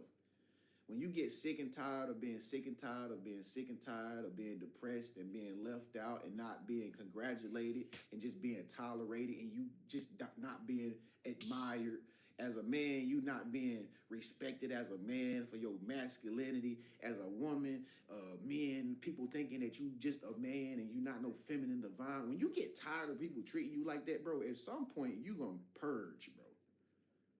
At some point you gotta be like, yo, forget everybody, bro. I'm about to take my risk. I'm throwing all my money into this damn lottery. If I hit, I hit. If I don't, oh well. But I guarantee you gonna win if you do what I'm telling you to do. Switch the location. Okay? Get in contact with me, man. Book a one-on-one. I will tell you everything you need to know on how to do this. If you're ready to give it all up because you're ready to walk on water, hit me up. So I got out here, bro. I seen families still stick together. For real, bro. I seen fathers who still reach out to their daughters. Seriously, I'm not lying, man. I know it sounds strange because I'm American. We Americans, we don't give a fuck about each other. We dysfunctional as we the divided states of America. So we don't really know how to be united no more in Babylon. But when I came out here, bro, I see people in the food court eating with their family. That shit done something to me in my heart. I'm like, I wish I had that. I had that shit. I haven't sat at a table with none of my people that I love and just sat there and ate food like, I don't even know how to describe it because I never even had it ever since I was a kid. Some of us been going through trauma for years. We don't even understand how deep it has hurt us. And so when I see little kids playing in Thailand, they running around, they playing kickball and they, You know what I mean? They coming up to you. I was at Songkran Festival. A little 2-year-old girl came up to me and sprayed me with a water gun. She was so short, she only sprayed me in my ankles. That's it. She was so short, she didn't even know how to hold the gun, the water gun, and she was spraying my ankles. And her mom and dad was like down the sidewalk just staring at her do it. And if I was in America, if that happened in America, you know, some guy would have been like, get your kid off me. Who kid is this? Like, you know, it's just so toxic in the States. It's ridiculously toxic. Ain't nobody got no soft energy no more. Like, so when this girl was spraying me with the little water gun on Soundcrown, like, I was just taking it all in, like, wow. It's actually okay to have an open heart. I'm like, wow, it's actually okay to have an open heart. And I waved to her parents like, hey. Then they finally came and got their kid, like, come on back. They finally came and got their kid after the kid done sprayed me down with water and everything. I ain't even care. I was fresh as I don't know what, look good as I don't know what, new shoes, new socks, everything. She done wet my shoes up. I ain't even care. It was just the moment, bro. It was just the moment of happiness that I felt, that I have never felt in years when that little girl was spraying me with that water gun. But that's just one experience of many experiences. Like, I've also seen out here, man, like, y'all remember when we used to call it boyfriend and girlfriend? Y'all remember that? Yeah, some of y'all been so single for your whole life, almost going on your whole life. You don't even remember that no more. Like, it used to be like fun to know your friend in a relationship. Like, y'all in a relationship? Y'all together? That's what. Ooh, somebody getting smashed tonight. Ooh, it was fun. It was fun to hear your homeboy he done got soft and he dating this girl now. Oh, bro, what? Man, yeah, man, bro, what? Ladies used to be like, well, how is he? Oh, you think he the one? I don't know, girl. I don't know. He might be. He just makes me go, ooh. You know, it was like that. It used to be like that. Not no more. But it is out here. And I noticed that, even yesterday when I just went to the mall, you know what I'm saying? I just went to the mall. I see so many couples passing me. I see so many girlfriend and boyfriends passing me. Different races, interracial. I might see a Japanese girl with a white guy. I might see a white guy with a chick from Middle East. I might see an Asian girl with a black guy. You know what I'm saying? Like me. You know what I'm saying? Like, it's beautiful. It's beautiful to see how international relationships are now a trend. You know what I mean? Don't nobody want to be with their race no more because everybody is tired of the same old shit. Black people tired of dating black people.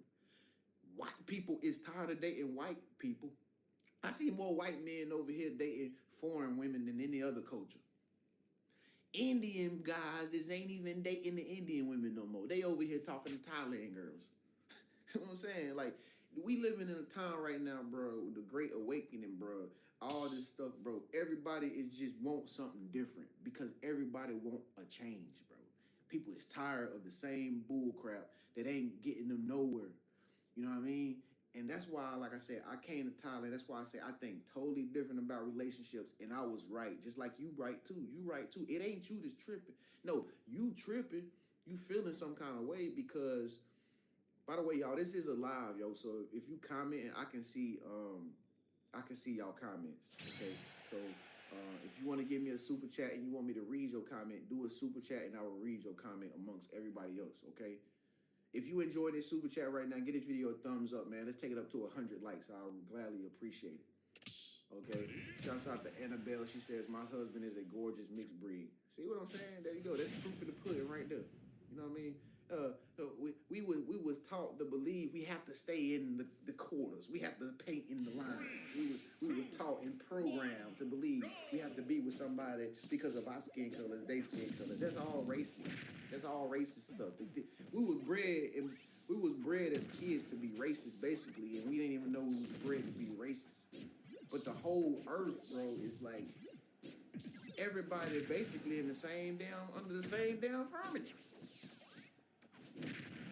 And like I say, man, when I came to Thailand, man, I just experienced so much love, so much hospitality, and I thought I was gonna be in for, you know what I mean, like something bad. You know what I mean? It was totally opposite of that, man. You know what I'm saying? God was like, bro, I got something for you, bro. You ready to take this trip? I was like, man, whatever.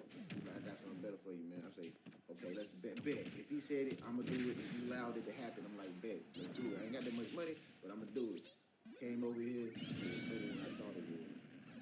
And not only that, I finally, for the first time in my life, even though I'm isolated still to this day for the most part, bro, just like you is, I finally can call people on my phone and talk to them. It made me smile, man. Like, I'm for real, bro. I can text people and just be like, yo, what's going on, bro? How you doing? Like, I don't know the feeling. That shit feels so good. I know it sounds basic and it sounds kind of like third world language, like I'm saying, like to you, because y'all in the Babylon, you feel me? And I ain't talking down there, but I'm saying in Babylon got so many people thinking like the Truman Show, bro. Y'all remember the Truman Show? But they tried to program him to think that it was not a world outside. From the time that he was a kid, they planned the whole situation out. They killed his daddy on purpose, or made him think his daddy died in an ocean, in a storm, right? And so they made him fear the water. And then Truman started growing up and shit, and he started getting curious, like, what's? And I remember my daddy died in the water. How can I go beyond this place and travel? And in his mind, he had fears of traveling on the boat through the water because he remembered his dad died in the water. They programmed Truman, just like they did us, bro. You know what I mean? And they even had it to when he went to like customs to get his passport, or you know how you get your passport and stuff. They even had. You remember the movie? Y'all telling the movie? They had that poster on the wall where it was an airplane getting struck by lightning, and up at the top they said it could happen to you. On the poster, they said it could happen to you. So they were programming them not to even travel. But Truman in the movie, he got so curious and he started facing his fears and questioning everything. He was like, look at that lady coming down the street. She come down the street every day at 5 o'clock. He was talking about the Matrix. He was like, okay, you see that mailman right there? Why? He gonna deliver that, and he gonna go pick up a sandwich across the street. See, his girlfriend didn't believe him because she was trying to get him to stay stuck in the Matrix. Y'all remember the movie? The Truman Show? And then he was like, watch. She about to come right now. Boom, there she goes. And then his wife was looking like, well, he crazy. But he would actually becoming awakened to the truth. And so one day Truman, in the movie, I'm telling the movie before y'all go watch it. One day Truman got so curious. It's kind of like he went to the airport and did like me. And he did like you. He just said, forget everything. Shouts out to King James for being an exclusive member. Live once, twice in a week. The world's gonna be good enough, bro. Live twice in a week. Okay, anyway, I got you, bro. But I seen you, King. Shouts out to King James 7, exclusive member of the channel, man. Get to watch all the exclusive videos, don't you, bro? You been saying some